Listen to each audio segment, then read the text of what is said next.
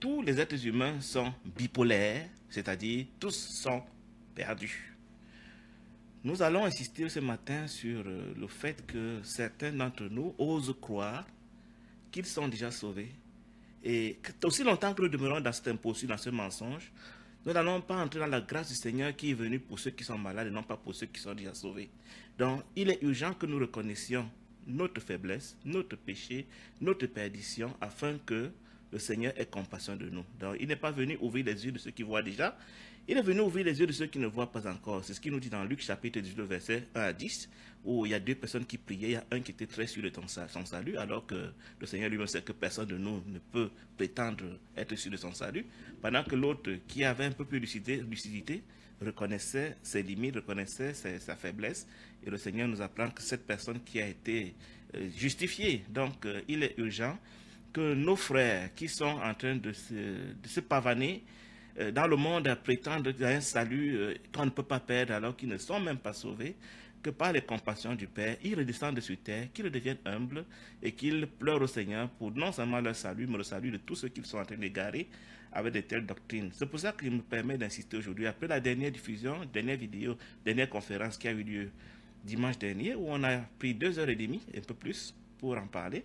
Aujourd'hui, je vais aborder le problème sous un autre angle, l'angle de notre identité, l'angle de notre bipolarité. En quoi sommes-nous bipolaires, c'est-à-dire perdus? En quoi, pourquoi d'ailleurs cette bipolarité fait la perdition? C'est ce que nous allons voir aujourd'hui ensemble. Et comme la dernière fois, je vais rappeler quelques préalables qui vont nous conduire dans notre méditation, à savoir les postulats que nous avons posés la dernière fois qui restent les mêmes.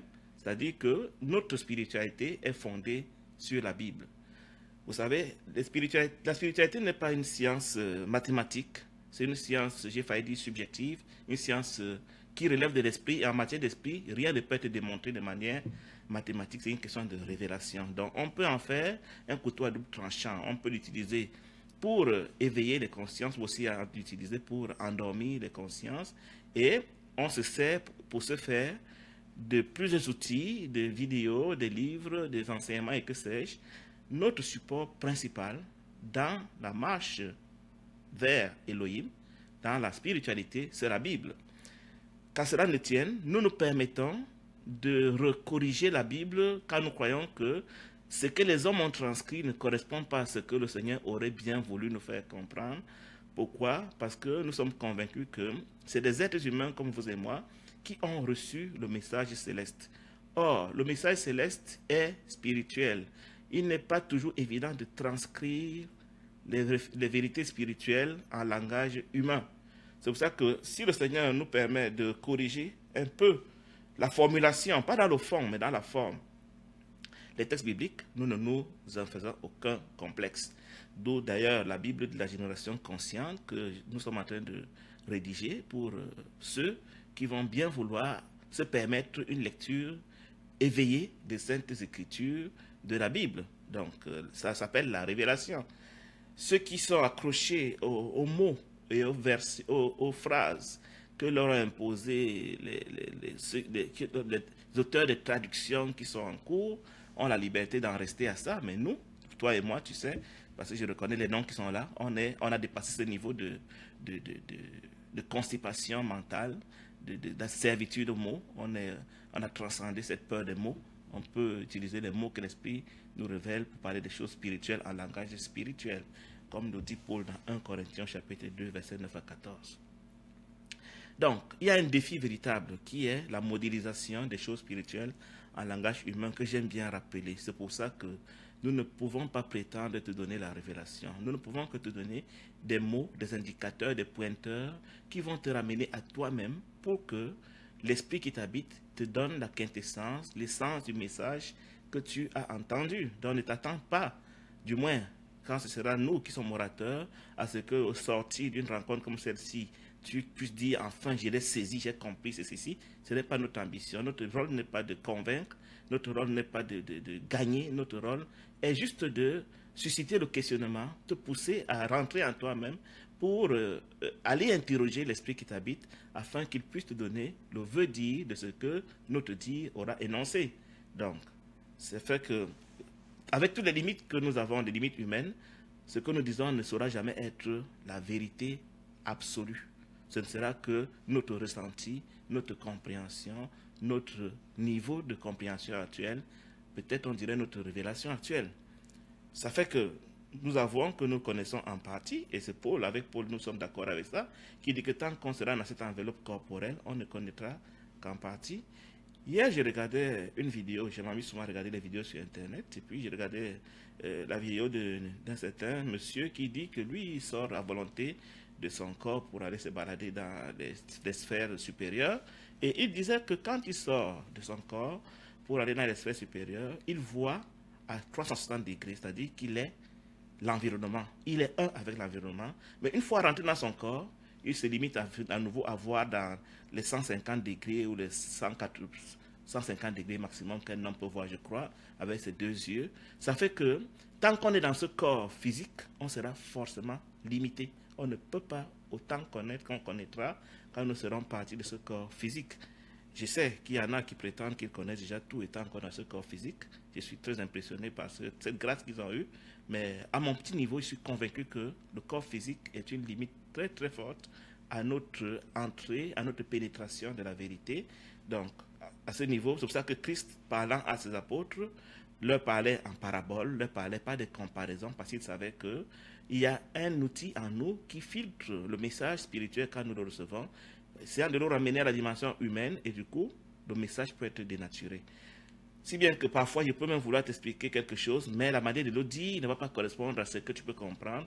Et tu vas te dire, soit je ne comprends rien, soit c'est toi qui ne comprends pas. Non, il y a des limites avec lesquelles on doit faire quand on communique.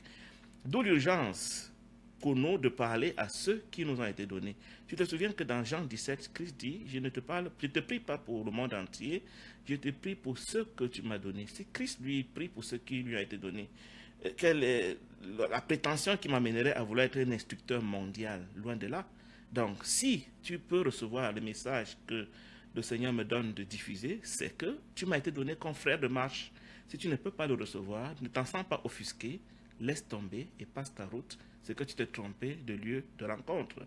Donc, ceux qui sentent que ce message les offense, les chocs, n'est pas correct, il est philosophique, il est diabolique, il est franc-maçon, il est rosicrucien, il est patati patata, ignorez-le tout simplement, comprenez qu'il n'a pas été donné pour vous et respectez les 2 ou 3 qui ont accepté de l'écouter. Parce que, en vérité, comme je le dis souvent, mon public cible, ce sera la génération consciente, des personnes qui commencent à s'éveiller à la conscience, qui ont commencé à comprendre l'essence du message que je diffuse, et donc c'est à elle que, cette génération que je m'adresse. Si tu n'as pas encore une idée de ce que c'est que l'éveil à la conscience, si ça n'a jamais été ton souci, si pour toi c'est un concept philosophique, franc-maçon, rosicrucien, vraiment tu n'as aucun intérêt à écouter mes vidéos, tu n'as pas d'intérêt à lire mes articles parce qu'ils ne te sont pas destinés. Donc voilà le postulat que je pose, que j'aimerais souvent poser chaque fois que j'ai une conférence avec des slides comme ça à faire afin que nul n'ignore. Donc, aujourd'hui, quel est le but de notre vidéoconférence? À la fin de cette vidéoconférence, mon souhait est que nous comprenions comment je comprends la structure de l'homme avant la chute. Que nous comprenions ce que c'est que la chute de l'homme dans la dualité, comment ça s'est passé. Tu me diras qu'on en a parlé la dernière fois. Vous voyez, Yeshua dans la Bible, d'autres l'appellent Jésus, il n'y a pas de problème. Il nous dira à quoi puis-je comparer le royaume des cieux pour que vous le compreniez. Et il a pris plusieurs paraboles pour que chacun de nous retienne celle qui va lui convenir. Donc, quand nous répétons, ce n'est pas parce que nous voulons vous fatiguer. Quelqu'un m'a fait le reproche avec la dernière vidéo, il dit qu'il y avait beaucoup de répétitions. Non, c'est une manière différente de formuler la chose afin que celui qui n'a pas compris d'une manière puisse éventuellement comprendre d'une autre manière. Donc, si jamais nous avons parlé de la chute la dernière fois, ne nous en veut pas d'en reparler aujourd'hui. Le but étant que ceux qui n'ont pas pu comprendre l'explication de la dernière fois puissent la comprendre éventuellement aujourd'hui. Donc, en pédagogie, on dit d'ailleurs que la répétition, je ne sais pas comment il dit ça, c'est la mère de quelque chose, comme pour dire qu'il faut répéter parfois pour que l'apprenant puisse capter le message. Donc, je ne me sens pas choqué. D'autant plus, il faut vous dire que la Bible, c'est un seul livre. Si c'est lui notre support principal, c'est un petit livre qui devrait suffire à être enseigné pendant 2, 3 mois, 6 mois, 1 an, 2 ans, voire 3 ans. Mais comment vous pouvez comprendre que dans le système religieux, ce livre est enseigné pendant 5 ans, 10 ans, 15 ans, 20 ans à des personnes qui ne parviennent jamais à terminer le programme? Si ce n'est dans les répétitions, si ce n'est qu'ils font des répétitions, à se demander les répétitions de quoi ils font. Ça veut dire que s'il faut parler de répétition, alors vraiment c'est forcément humain, parce que nos amis religieux ne font pas différemment que de répéter les mêmes choses à la même personne, et on constate ce que ça donne dans leur genre de répétition. Mais on ne se sentira pas gêné de répéter en disant, nous allons voir aujourd'hui ce que c'est que la chute de l'homme, et après nous allons voir la structure de l'homme après la chute, qu'est-ce qu'il est devenu après sa chute, et le fonctionnement de l'homme avant la chute, le fonctionnement de l'homme après la chute. Nous allons comparer ces deux dimensions de l'homme, et puis nous allons voir le besoin du salut et l'œuvre de Christ pour notre salut. Et enfin, nous allons étudier le fonctionnement qui est le tien. Toi qui m'écoutes, toi qui commences à t'éveiller à la conscience, je vais t'aider à te comprendre ce qui se passe en toi. Parce que je reçois des questions inbox de personnes qui me demandent comment faire pour résoudre tel problème, j'ai tel problème. Le défi que nous avons, c'est les pensées. Donc, nous allons essayer de comprendre comment tu fonctionnes, comment je fonctionne, quels sont les défis que nous rencontrons. Nous allons parler de toi et de moi et de notre marche dans l'adhérence depuis que nous avons découvert ce mystère de l'éveil à la conscience et que nous avons des questionnements par rapport à notre quotidien. Nous venons de voir cette vidéo où nous voyons une femme qui a 68 personnalités. Donc, quand je te dis que nous avons 2 personnalités, je suis bien modeste, parce que tu vas te rendre compte au fur de quand nous allons évoluer dans notre présentation que chacun de nous a minimum 2, sinon plusieurs personnalités que nous ne connaissons pas. Si nous revenons donc sur la notion de personnalité multiple, telle que la science la décrit, parce que c'est un phénomène connu, je ne crée rien, tu peux trouver le thème, la question sur Internet, sur des vidéos YouTube, comme tu as constaté, mais aussi tu les trouves sur Google, sur Wikipédia, on en parle. On va te dire que le trouble dissociatif de l'identité ou trouble de la personnalité, c'est un mal connu. On le sous-estime. Pendant qu'ils vont te donner des chiffres très ridicules du nombre de personnes qui en souffrent, moi je te dirais que nous tous, nous en souffrons et je vais te montrer pourquoi à la suite de cette vidéo. C'est d'ailleurs ça qui fait notre perdition. Aussi longtemps qu'on est bipolaire, multipolaire, multipersonnalité, on est perdu parce que nous sommes appelés à devenir un, comme Christ est un, pour être sauvé. Et Christ est venu nous sauver effectivement de cette bipolarité dont nous souffrons et que tu vas découvrir, j'espère, pendant que nous allons continuer avec notre exposé, de quoi t'amener à cesser de jouer les sauvés alors que tu es bipolaire minimum, sinon multipolaire. Alors, de quoi s'agit-il? Il s'agit de ce que dans un être humain, il y a on dirait même 2, pas une, 2 ou plusieurs entités qui habitent une personne. En langage chrétien, on dirait des démons qui habitent la personne. Et ces démons se manifestent par leur personnalité. Et cette personnalité s'accompagne de ce que la personne possédée est sous leur contrôle. La personne possédée se comporte comme ces démons se seraient comportés. La personne possédée va même avoir les signes physiques de ces démons. Dans le cas de cette femme, elle ne voit pas selon le démon qui l'habite et elle va voir selon le démon qui l'habite. J'imagine que si elle avait un démon d'infirmité en elle, au moment où le démon d'infirmité prendrait contrôle d'elle, on la verrait boiter. Si elle avait, ma foi, même le ton, la voix changeait. Quand un certain démon l'habite, la voix change. Elle perd même la mémoire entre les différents basculements, entre les différentes personnalités. Peut-être, pour nous, ça ne va pas aussi loin, mais ce n'est qu'une question de degré. Au fond, nous souffrons du même mal que cette femme souffre, et sans le savoir, et nous allons voir pourquoi et en quoi Christ veut nous délivrer de ce mal. Donc, ça fait que c'est comme si cette femme, selon les personnalités, la personnalité qui n'est pas active, celles qui ne sont pas actives, sont entrées dans un état de sommeil pendant qu'une personnalité se manifeste, et les autres sont latentes, et à la demande, elle peut faire monter une personnalité précise qui se manifeste avec laquelle on peut converser, au point où son fils à côté d'elle n'est même plus son fils, il est le fils de l'autre personnalité. Elle se connaît, ces personnalités entre elles, elles collaborent bien. Il y a un seul podium, il y a un seul corps qu'il faut utiliser. Elles utilisent à tour de rôle pour se manifester et pour vivre leur existence au travers de la personne possédée. Ça, c'est ce que le monde peut constater, c'est ce que la science peut constater. Et nous allons maintenant aborder ce sujet point de vue biblique.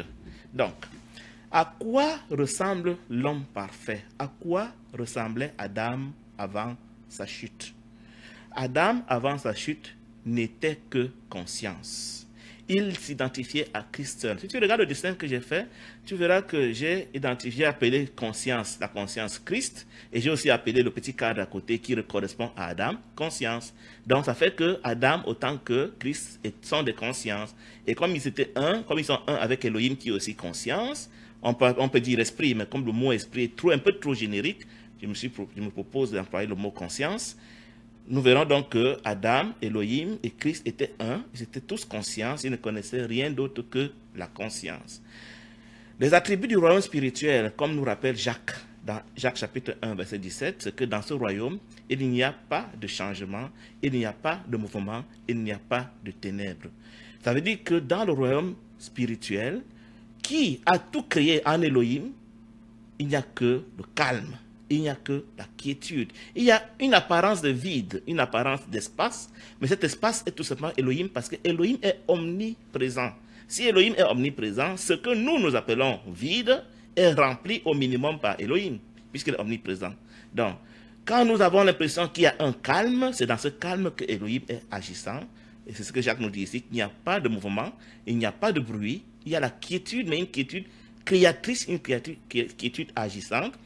Une quiétude qui est la lumière invisible, puisque la Bible nous dit qu'Elohim est lumière invisible.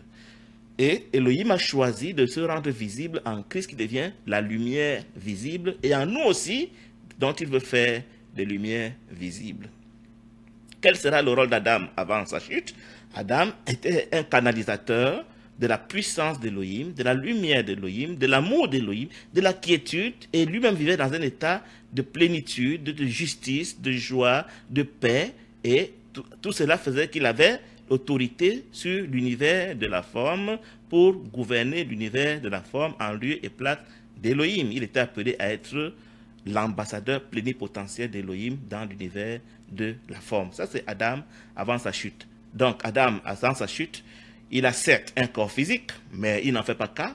Il y a certes des animaux, il y a de la forme, mais c'est le dernier de ses soucis. Il la travaille même, il transforme même le jardin sans s'identifier à ces choses. Donc, il les touche, il joue avec, il les manipule, il les traite, mais il n'en fait pas son pendant, il n'en fait pas des éléments pour se trouver une identité. Il s'identifie à Christ seul. Ça, c'est l'homme sauvé. Donc, il ne faisait que la volonté d'Elohim en Christ. Par la puissance du Souffle sacré, il était l'ambassadeur d'Elohim dans l'univers de la forme. C'est ce qu'Adam était avant sa chute, et c'est ce que Adam doit redevenir si jamais il est déjà sauvé. Et s'il n'entre pas dans cette dimension, alors il y a de fortes chances que son salut, qui ne peut pas perdre, soit un salut imposteur et apostat. L'homme, avant la chute d'Adam, il a la pensée de Yahvé en Christ, avec qui il est un. On a vu dans l'image qu'ils sont un, ils sont vraiment fusionnés, donc ils ne sont pas séparés. Il a la liberté de faire des choix. Adam, même comme il est un avec Elohim, Elohim ne saurait s'imposer des conjoints obligatoires et forcés et liés par autorité. Il veut que nous adhérions à lui volontairement, et Adam adhérait à lui volontairement, un peu comme Satan adhérait à lui aussi volontairement. Mais toutes ces créatures gardent leur droit de se détacher de lui. C'est ce qu'on appelle la perte du salut. Quand une créature d'Elohim décide d'aller se balader loin de son père comme l'enfant prodige, et on dit donc que cette personne a perdu le salut. Parce que le salut, c'est le fait d'être greffé à Elohim. Elohim est la seule source d'énergie dans l'univers.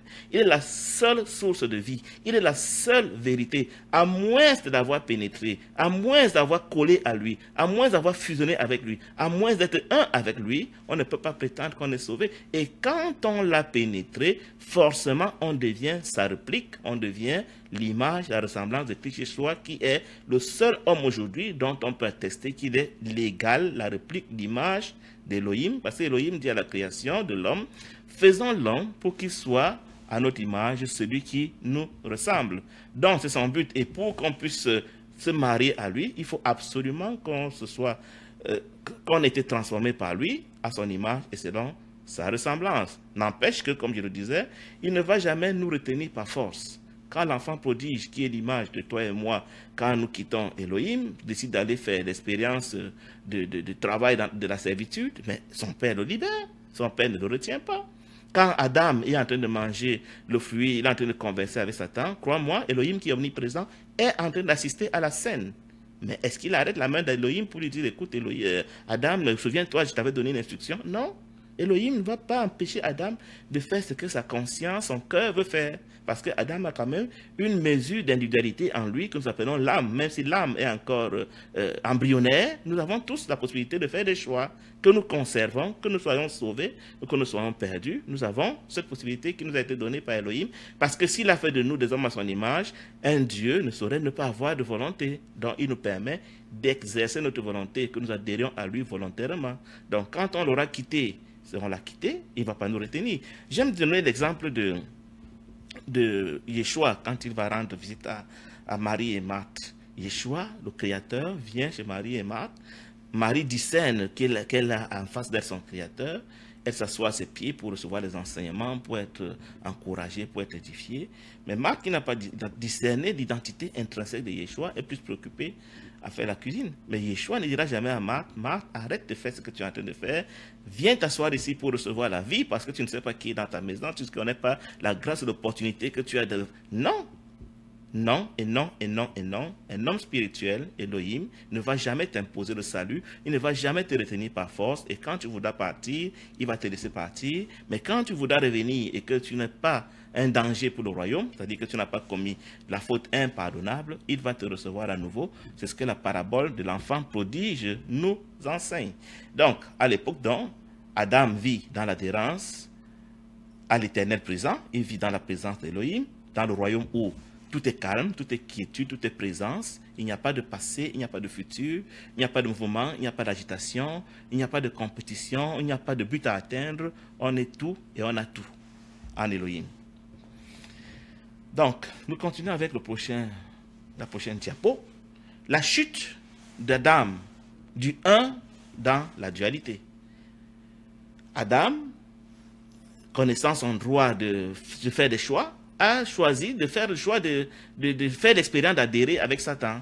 Il s'est permis d'aller jouer à cache-cache avec Satan, aux amourettes avec Satan. Il a fusionné avec Satan. Il a eu une communion spirituelle avec Satan. Et du coup, il y a eu transfert de semences. Satan qui est porteur de l'ego que nous connaissons déjà comme étant la puissance qui veut s'opposer à l'accomplissement des désirs d'Elohim dans l'univers de la forme. Satan est le porteur principal. Quiconque entre en adhérence avec lui reçoit une portion d'ego de sa part. Voilà comment Adam et Ève ont donc reçu une portion d'ego. Et du coup, la conséquence, on l'a vu la dernière fois, c'est que leur mental s'est activé. Il a grossi au point de faire de l'ombre à leur esprit. Le mental a pris le contrôle d'Adam et Ève. Et comme c'est l'esprit qui est connecté à Elohim et que le mental n'a pas été prévu pour être connecté à Elohim, du coup, Adam et Ève ont commencé à être conduits par leur mental. Le mental n'étant pas appelé à résider, l'ordre des choses était déjà dénaturé, l'esprit étant devenu inopérant, endormi, pendant que le mental gouvernait Adam et Ève, ça fait que Elohim dit, voici qu'Adam et Ève sont devenus comme nous, ils sont devenus des dieux comme nous, avec le droit de choisir souverainement, indépendamment de nous, ce qu'ils veulent faire. Du coup, ils ne peuvent plus rester dans notre présence. L'Écriture dit que Elohim les a chassés du jardin d'Éden, et ce faisant, Adam et Ève, étant donné qu'ils ont quitté la vie, parce que la vie, c'est le royaume des cieux, la vie, c'est Elohim, la vie, c'est le fait de fusionner avec Elohim, d'être un avec Elohim. Ils sont séparés d'Elohim, ils sont donc morts, selon la promesse que Elohim avait faite. Le jour où vous allez vous identifier à votre mental, le jour où vous allez adhérer à Satan, ce qui s'appelle le manger du fruit de l'arbre de la connaissance du bien et du mal, vous allez mourir. Cette mort consiste à se dégreffer de la vie, déconnecter de la vie, sortir de la sphère de conscience de la vie qui est Elohim. Donc, en Christ Yeshua, bien sûr. Voilà donc comment Adam et Ève sont expulsés du royaume et ils doivent se débrouiller à continuer quand même à mener leur petite existence. Ils ont perdu l'accès à la vie. Ils vont se fabriquer un royaume dans le monde, gouverné par leur mental. Ça s'appelle un sommeil. Ils vont se tomber dans un sommeil. Dans ce sommeil, ils vont se faire des fantasmes, des rêves. Ils vont se construire un univers mental à partir de leur âme, qui est maintenant la source de leur révélation, de leur création. On appelle ça la projection, c'est-à-dire que nous prenons des hologrammes, ils ont fait des hologrammes, ils ont pris des choses réelles, éventuellement, ils en ont fait des hologrammes parce qu'ils avaient perdu l'accès à la vérité. Il faut maintenant marcher par des hologrammes. Donc ils se sont constitués un monde, un univers d'hologrammes par lesquels ils vont marcher et qu'ils vont croire gouverner. Ça veut dire quoi? Ça veut dire que Adam va se faire un hologramme de lui-même, que nous appelons la personnalité. Il va se faire un hologramme de Ève et vice-versa. Il va se faire un hologramme des animaux, des hommes, de la nature et de tout ce qui existe, si bien que, étant donné que l'hologramme est fait par l'homme, il n'y aura pas deux hologrammes qui auront la même signification. C'est pour ça que l'idée que tu as de moi n'est pas l'idée que Marie-Louise a de moi, n'est pas l'idée que Désiré a de moi, n'est pas l'idée que Justine a de moi, parce que chacun de vous a un hologramme de moi dans son esprit, en fonction de l'expérience que tu as faite avec moi, en fonction de ce que tu crois percevoir de mon apparence, de ma manière de parler, de ma gestuelle, de ce que j'aurais pu faire ou ne pas faire avec toi dans le passé. Tu te fais un hologramme de moi qui est spécifique à toi. Si on mettait tous les hologrammes de Guy dans la pensée de vous qui êtes là, vous allez voir que ce ne serait pas la même personne. C'est fortement subjectif parce que c'est des choses qui n'existent pas. Ces hologrammes n'existent pas. C'est ton imaginaire qui a conçu un hologramme de moi dans sa tête. Et de même, tu te fais un hologramme de toi-même aussi. Et tu te fais un hologramme de ta maison, de ta voiture, de ton patron, de ta femme, de tes enfants, de la ville où tu résides et que sais-je encore. Et nous vivons donc dans un état d'illusion, dans un monde d'hologrammes. Et tout ce que nous faisons, c'est par rapport à ces hologrammes. Ça fait que si nous nous comportons, nous jugeons ces hologrammes, nous pouvons nous en douter que nous jugeons quelque chose qui est faux. Et que nos jugements sera faux parce que nous jugeons ce qui n'existe pas. Donc quand tu vas dire par exemple Guy, il est gentil, mais tu es en train de juger l'hologramme Guy qui est dans ton esprit. Ce n'est pas le vrai Guy, parce que peut-être ma femme te dira autre chose. Quand tu es en train de condamner, de calomnier, de comparer, et que sais-je encore, tu es en train de comparer des hologrammes. C'est dans cela qu'Adam se retrouvait à vivre et à fonctionner donc comme lui-même un hologramme et à juger tout à partir de son hologramme pour prétendre à la vérité. Et dans ce sommeil, pour anticiper, Adam va se fabriquer une religion pour spiritualiser son sommeil. Hein. C'est là que la religion est née. La religion, c'est une spiritualité pratiquée par des somnambules qui est aussi un hologramme que chacun s'est fabriqué, mais qui n'est pas la vérité.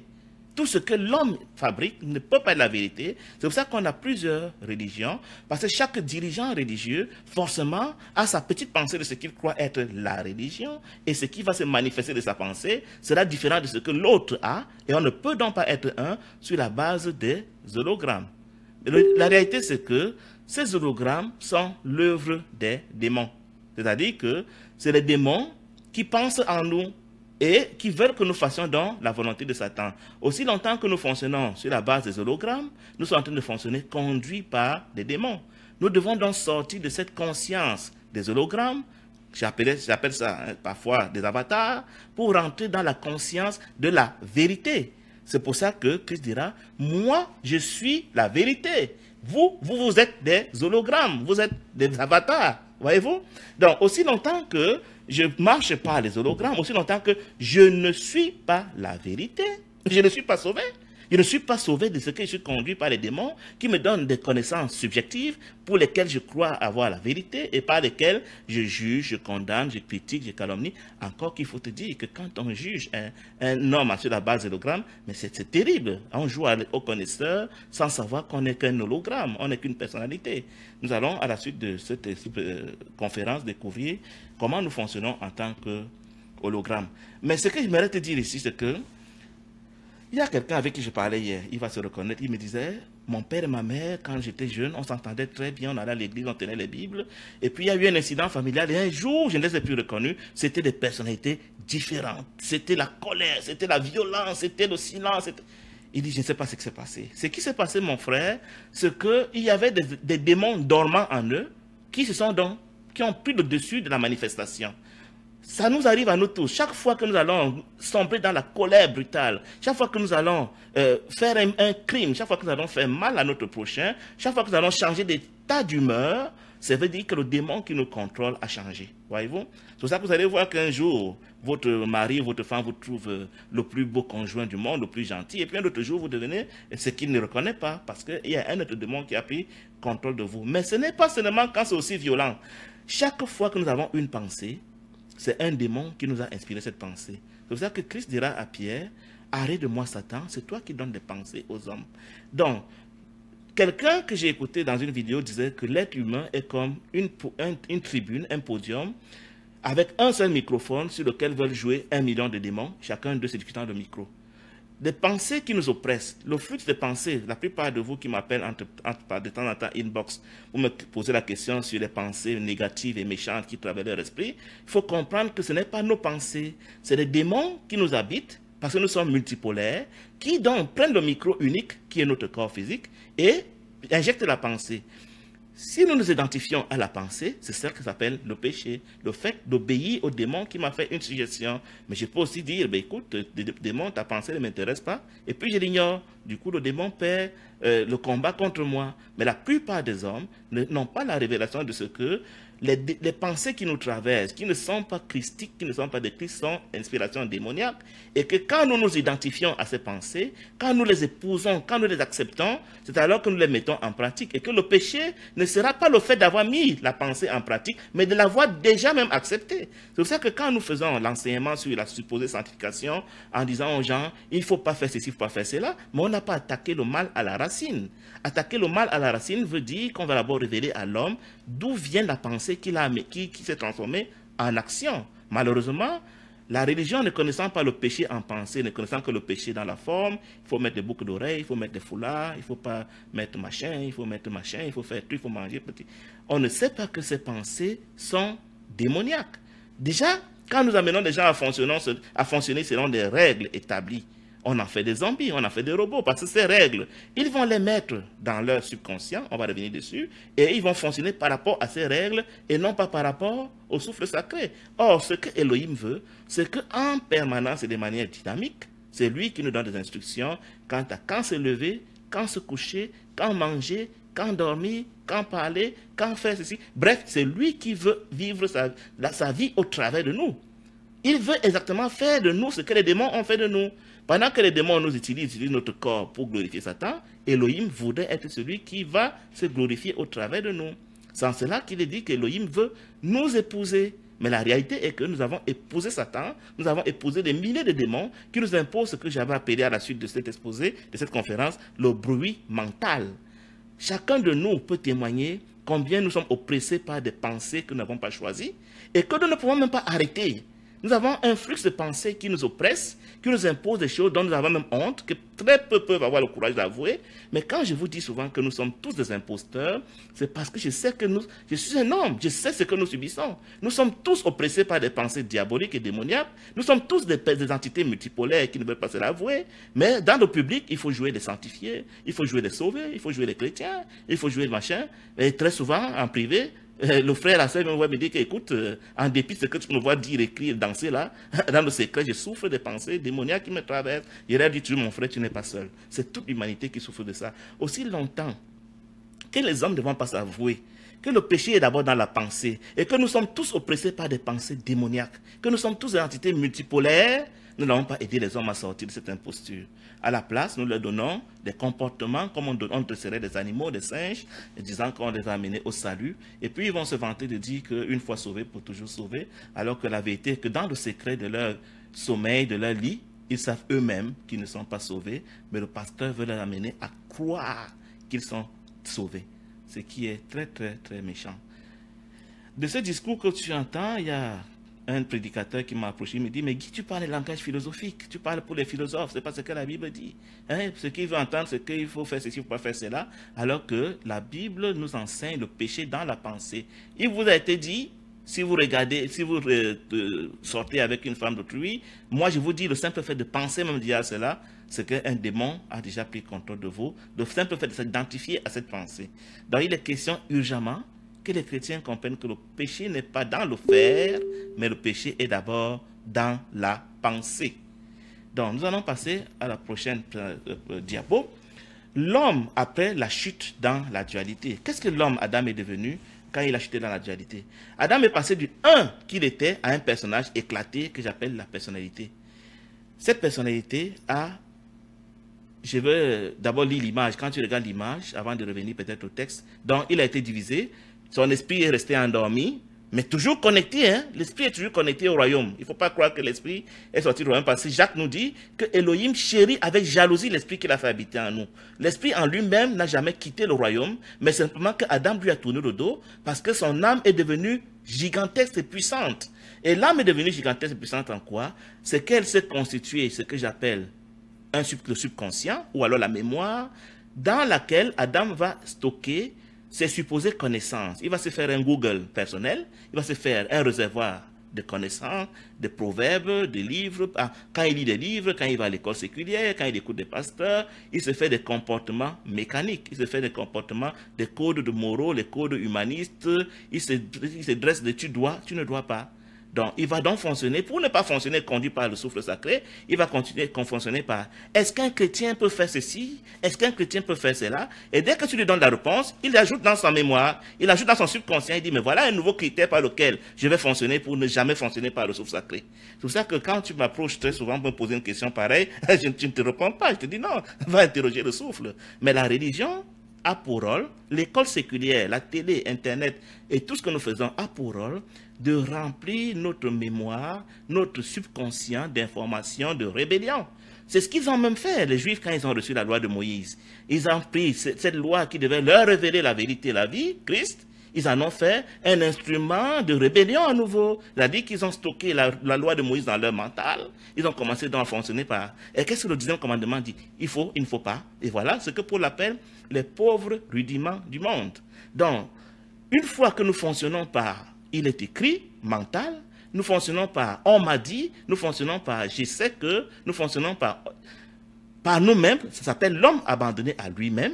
Du coup, on ne fonctionne pas par le souffle sacré. Or, Elohim voudrait qu'à chaque instant, je l'interroge pour lui dire, Seigneur, est-ce que maintenant, tu me permets de me lever? Je veux me lever, est-ce que tu es d'accord avec moi? Je veux manger, est-ce que tu es d'accord avec moi? Je veux parler, est-ce que tu es d'accord avec moi? Je veux toucher, est-ce que tu es d'accord avec moi? C'est ce que Elohim attend de nous. Mais tu conviens avec moi, mon frère, que nous fonctionnons par le mental, nous fonctionnons par le subconscient, nous ne nous l'avons pas et on prétend qu'on est sauvé. On est déconnecté du souffle sacré et on joue au sauvé. Il y a une autre instance développée dans l'âme d'Adam que j'appelle le corps de souffrance, qui est une sorte de mémoire des émotions négatives. Chaque fois qu'Adam a eu mal, chaque fois qu'on l'a offensé, qu'on l'a choqué, qu'on l'a blessé, la mémoire des rancunes, en d'autres termes, c'est là qu'il va garder toutes les émotions qu'il n'aura pas digérées, tout ce qu'il n'aura pas pardonné, en vue de les utiliser plus tard pour se comporter vis-à-vis de toi. Donc, étant donné que tu l'avais choqué, tu l'avais blessé, à la prochaine rencontre avec toi, il va aller fouiller dans sa mémoire de rancune, sa mémoire des émotions négatives, ou alors le corps de souffrance, le corps des émotions, tu peux aussi l'appeler ainsi, pour donc se comporter vis-à-vis de toi par rapport à ce qu'il sait, de ce que toi et lui, vous avez eu dans le passé comme incident. Donc, tu dois comprendre que chacun d'entre nous a donc développé ce subconscient et un corps de souffrance qui sont les deux instances qui nous conduisent. J'aime bien les comparer à des disques durs d'ordinateur, mais pour qu'un programme, un logiciel qui est dans un disque dur d'ordinateur fonctionne, il faut le mettre dans ce qu'on appelle dans un ordinateur la mémoire vive. La mémoire vive, ce sera le mental. Donc, ce que les démons vont faire, ils vont aller puiser un programme, un commandement, un ordre, une instance, je ne sais pas comment tu appelles ça, dans la mémoire vive ou dans le subconscient, déposer ou dans le corps de souffrance, la déposer dans le mental, et le mental va s'activer et il va t'amener à poser l'acte. Et l'énergie qui donne de la puissance aux démons pour faire tout ce travail s'appelle l'ego. Donc les démons ont besoin de l'ego pour aller fouiller dans ton disque dur, soit des émotions, soit des pensées, apporter l'information dans ton mental, et puis tu réagis par rapport à ça.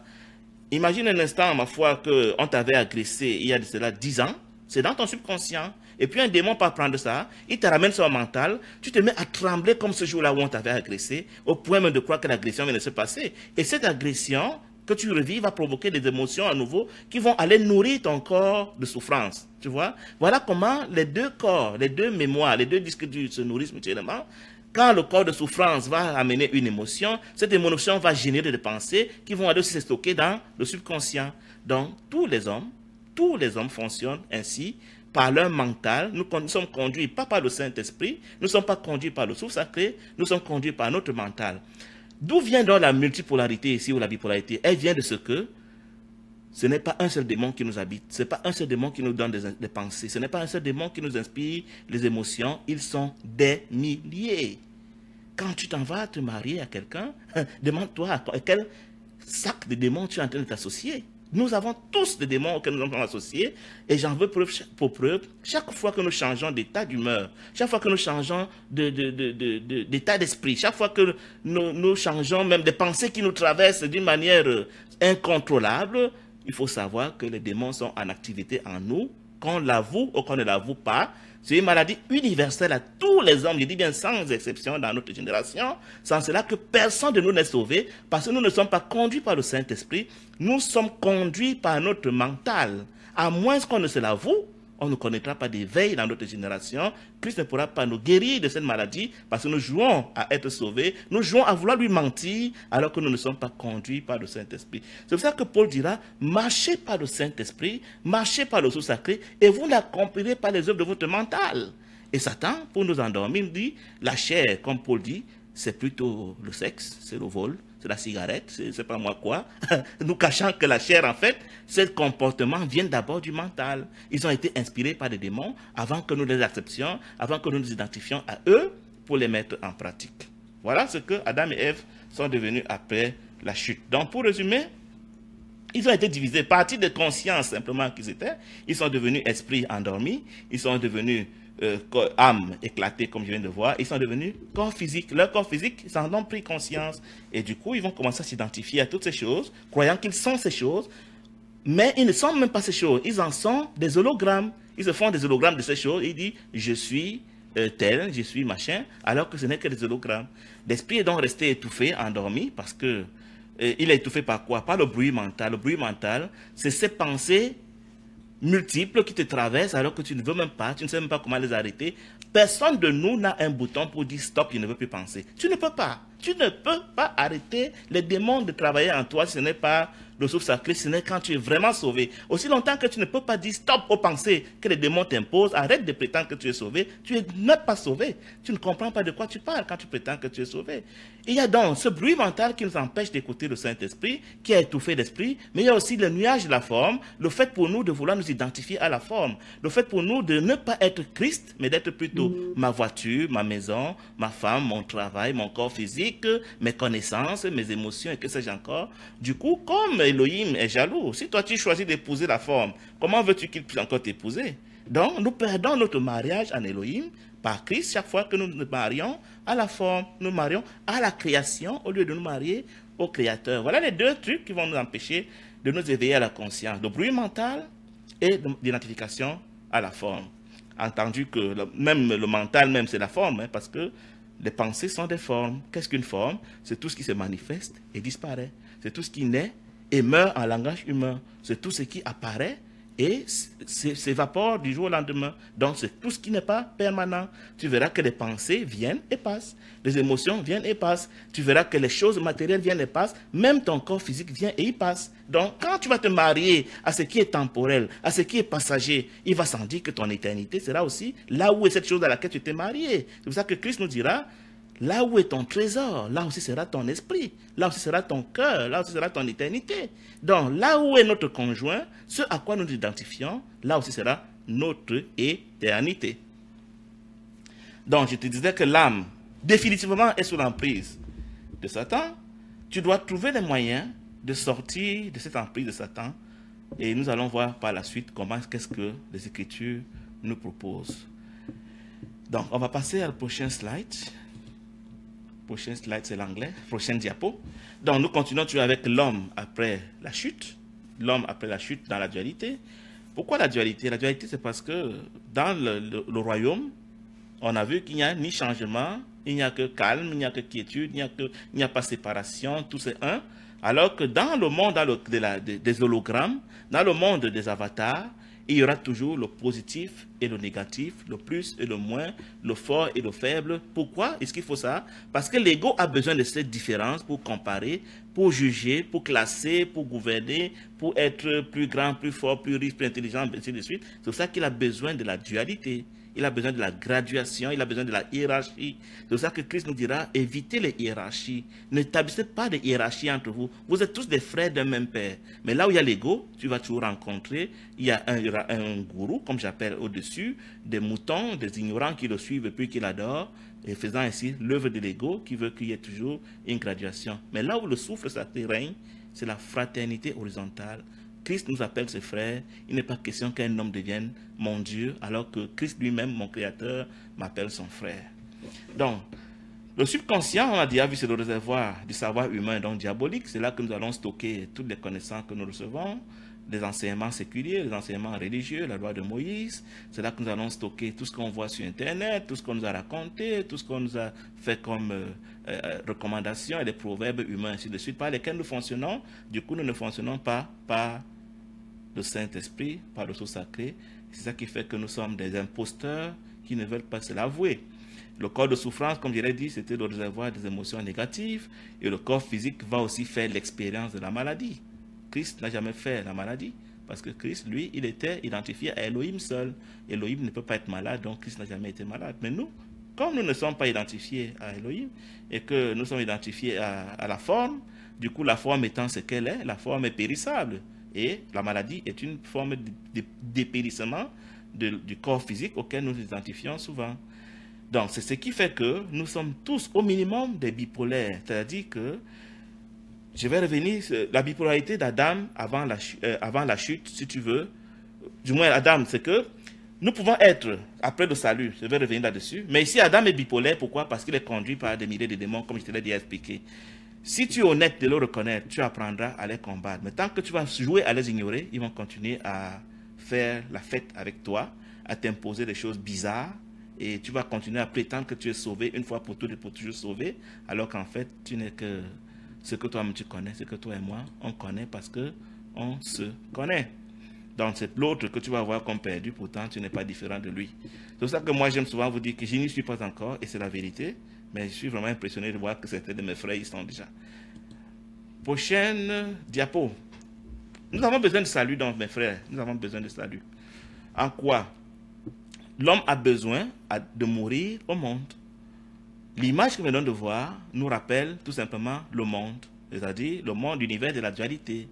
L'univers d'identification à la forme. Nous avons besoin de quitter le monde. Nous avons besoin de mourir au monde pour redevenir conscience. Adam avant était que conscience. Ils sont devenus âme, corps et puis esprit endormi. Il est question pour eux de mourir à l'âme, de mourir au corps physique, entre guillemets, encore que c'est ce que Christ est venu nous démontrer, pour rentrer à l'état de conscience. Et si nous ne passons pas par là, nous ne pouvons pas prétendre que nous sommes déjà sauvés. Donc Adam, malheureusement, n'a pas le pouvoir de vaincre Satan. Pourquoi? Parce que, étant donné qu'il a fusionné avec Satan, il a adhéré avec Satan, et que Satan lui a injecté l'ego, il ne peut pas lutter contre ce qui habite en lui. Il ne peut même pas savoir identifier la maladie qu'il habite. C'est pour ça que la plupart des humains ne savent même pas qu'ils sont des zombies, ils sont des sacs à démons qui se baladent dans le monde à jouer aux religieux, à jouer aux sauvés. C'est parce qu'ils n'ont pas encore eu la visitation de Christ qui peut les aider à discerner ce mal qui habite en eux. Ils sont un avec l'ego, ils ne peuvent donc pas le nommer, ils ne peuvent pas le dénoncer, ils ne peuvent même pas savoir ce qu'il est. Il y en a même qui vous diront que même Elohim a un ego. C'est tellement l'ignorance nous a fait que nous ne connaissons pas que l'ego, c'est le souffle qui donne la puissance à Satan, comme le souffle sacré est le souffle qui donne la puissance à Christ et à ses frères. Donc, Adam ne peut pas vaincre Satan par lui-même. Il ne peut pas sortir de prison par lui-même parce que l'ego, Satan, habite en lui. Satan, c'est le souffle, l'ego, c'est le souffle de Satan. Si dans le souffle de Satan habite en lui, où va-t-il fuir? Tu comprends que quand des hommes vont dire qu'ils vont se retrouver dans des monastères, dans des montagnes, ils vont se retrouver dans des forteresses, ils vont se retrouver dans les communautés religieuses, ils vont se retrouver dans les cellules de maison, ils vont se retrouver dans les lieux de spiritualité, ben l'ego n'a fait que s'isoler pour continuer à faire son travail. C'est pour ça que dans ces milieux, il n'en ressort que du drame. Des viols, des méchancetés, des crimes, parce qu'ils ont cru quitter le diable dans la forme, dans le travail, dans le marché, avec leur famille, mais ils l'ont transporté là où ils sont. L'ego les a accompagnés là où ils sont. Donc, partout où il y a un rassemblement de personnes qui sont possédées par l'ego, n'attendez pas des miracles. Ce qui va en sortir ne sera pas différent de ce qu'il faisait déjà à l'extérieur. Pour un temps, le cinéma sera bien habillé en parlant comme des anges, en s'habillant comme des anges, en essayant de jouer les amis, mais la vérité est que dans leur cœur, ils sont obsédés par le bruit mental et qu'ils s'identifient à la forme, ne serait que par la convoitise dans les pensées. Du coup, ça va donner ce que ça va donner. C'est pour ça que dans notre génération, on n'a pas encore trouvé des hommes qui ressemblent à Christ, c'est-à-dire qui ne marchent pas par l'ego, parce que tous nous sommes conduits par l'ego, même si on ne se l'avoue pas, parce que Satan est assis à nous, accomplissant son œuvre de division, de destruction, de séparation d'avec Elohim. Donc, Adam est sorti. Il est sorti de l'éternel présent, parce qu'au royaume d'Elohim, il n'y a pas de temps, il n'y a pas de passé et de futur, il n'y a que le présent. C'est ça qu'il dit, je m'appelle je suis celui qui est, je suis l'éternel présent. Pour exister dans le temps, une fois qu'Adam a quitté dans le royaume d'Elohim, il a commencé à fonctionner seulement par rapport au passé et au futur. Je te mets au défi, mon frère, écoute tes pensées et tu verras que tes pensées sont toujours tournées vers le passé et vers le futur et que tu ne peux pas tenir 5 minutes dans le présent en pensée.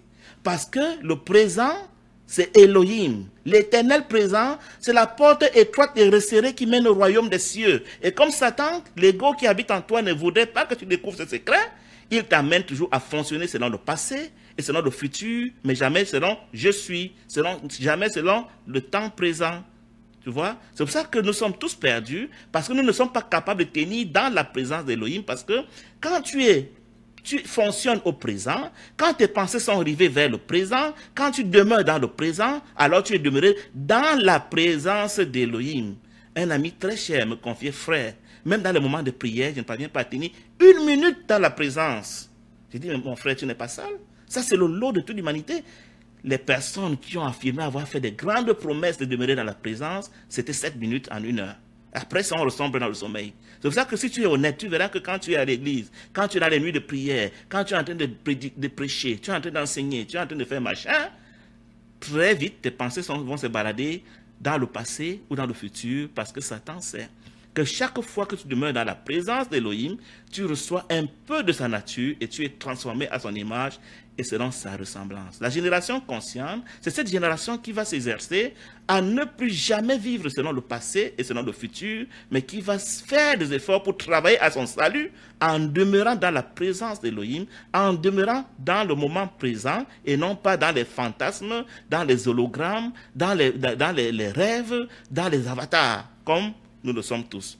Et du coup, dans cette position de présence, c'est Elohim qui va t'utiliser pour se glorifier et les choses qui vont se faire au travers de toi seront ce que Christ avait promis. Ceux qui demeurent en moi, ceux qui s'identifient à moi, ceux qui vont demeurer présents en moi feront les mêmes choses que moi et même de plus grandes.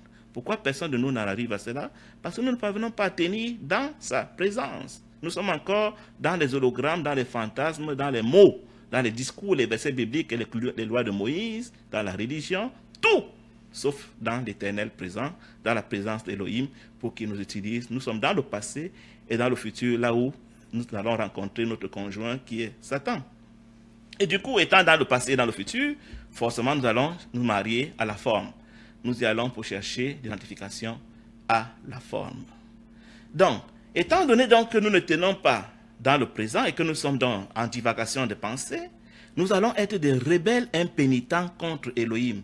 Nous allons, vous savez, il est écrit, tout concourt pour le bien de ceux qui aiment Elohim et sont appelés selon ses desseins. C'est-à-dire que Elohim voulait être le grand régisseur de tout ce que nous faisons. Mais qu'est-ce que nous constatons? Nous sommes toujours en train de résister par rapport à la volonté d'Elohim. Elohim veut faire des choses en nous, au travers de nous et au travers des bien-aimés, mais notre réflexe c'est toujours non. Je ne veux pas être ici où Elohim veut que je sois. Je ne veux pas être dans cet emploi où il m'a mis. Je ne veux pas être avec tel conjoint. Je ne veux pas... Toujours en train de résister à ce que Elohim veut faire. Nous ne sommes jamais heureux quelque part. Nous ne sommes jamais contents d'être quelque part. Nous sommes toujours en train de vouloir faire à notre tête comme des petits démons. C'est ça qui fait que nous sommes des adversaires d'Elohim. Nous résistons à faire sa volonté. Qu'est-ce que Christ est venu nous montrer? Christ vient nous montrer que lui, il ne fait que la volonté de son Père parce qu'il est toujours présent. Il dit, avant qu'Abraham ne soit, je suis. Je suis toujours présent comme mon Père et je suis. Moi aussi je suis. Mais nous, on n'est pas des je suis, on est des je suis informaticien, entendu qu'il y a 15 ans, j'ai fait des études informatiques, je suis pasteur, entendu qu'il y a 10 ans, on m'avait ordonné, je suis père de famille, entendu qu'il y a 25 ans, je me suis marié. Nous sommes toujours des je suis, quelque chose qui est relatif au passé, éventuellement à nos fantasmes sur le futur où nous rêvons d'être des directeurs d'entreprise, des milliardaires, c'est pas moi, des femmes de princes et que sais-je encore. Donc nous ne vivons jamais par rapport au présent où Elohim est. Nous allons trouver Satan dans le passé ou dans le futur. Ce qui fait que nous sommes hantés par la peur de ne pas pouvoir accomplir ce dessein. Nous avons peur de mourir. Nous croyons que tout ce qui peut nous arriver menace notre existence. Parce que nous nous prenons pour des dieux et nous pensons que si quelque chose nous arrive, on n'aura pas atteint l'objectif que nous avons fixé que d'être des dieux. Du coup, nous sommes vraiment hantés. Tous les hommes sont hantés par la peur. Peur de quoi? Peur de mourir. Parce que nous sommes dans notre royaume. Notre royaume, c'est la terre. Et si nous quittons la terre, nous trouvons que c'est un scandale. Donc pour nous, un an de plus, loin d'Elohim, dans notre royaume qui est le monde, c'est l'occasion de célébrer. Vous ne vous demandez pas pourquoi les soi-disant non-croyants célèbrent des anniversaires, mais c'est la joie d'avoir passé un an de plus loin d'Elohim. C'est pour ça que nous aussi, les chrétiens, on est entrés dans cette danse de joie d'avoir passé un an de plus loin d'Elohim, joie d'être dans le monde, dans la forme, joie de communier avec Satan, joie d'avoir eu un an, une nouvelle année et que sais-je encore. Bref, c'est un signe de ce que nous avons peur de mourir. Cette peur de mourir, nous l'exorcisons par les anniversaires, par les nouvel an, par les vœux de fin d'année et que sais-je encore. Mais notre peur de mourir va même plus loin. À la moindre critique qu'on peut me faire, pour moi, c'est une menace de mort. À la moindre chose que je perds, c'est une menace de mort. Au moindre échec, c'est une menace de mort. Du coup, nous sommes des poules mouillées. Or, si nous sommes mariés au Créateur, nous sommes mariés à la puissance créatrice, nous sommes mariés à Elohim. Mais dites-moi, de quoi nous aurions peur si nous avions vraiment la foi, si nous sommes vraiment sauvés? Un indicateur de ce que nous sommes vraiment sauvés, ce sera quand nous serons délivrés de toute peur. Malheureusement, je ne sais pas s'il y en a beaucoup qui me disent qu'ils n'ont pas peur. Moi, j'arrive encore à avoir peur. Donc, c'est les indicateurs de ce que nous sommes des imposteurs, à côté du désir que nous avons en permanence de nous réaliser, parce que, étant donné que j'ai eu peur, pour que je puisse exorciser la peur, il me faut accumuler beaucoup de choses qui m'appartiennent, dans lesquelles je vais m'identifier pour me donner une certaine contenance, une certaine identité, une certaine sécurité, en vue de différer l'échéance de ma mort. Donc c'est pour ça que nous sommes à la chasse de l'argent, des biens matériels, de connaissances, de visibilité, et que sais-je encore, parce que nous avons peur de la mort. L'homme perdu subit l'oppression de son mental.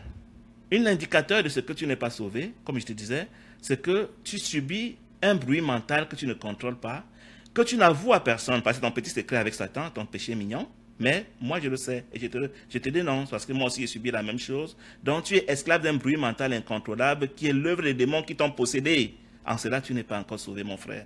Le salut, ce sera quand tu seras affranchi de ce bruit mental, quand tu pourras vaincre le monde. Parce que ce bruit mental, c'est ce que Christ a appelé « j'ai vaincu le monde ». Tu ne l'as pas encore vaincu, donc tu es encore au service de Satan par ces démons qui t'imposent des pensées qui font que tu ne ressembles pas à Christ. Et ce bruit mental, en passant, c'est ce que j'appelle la maladie universelle. Hier, j'ai lancé un quiz. Je n'aime pas répondre au quiz.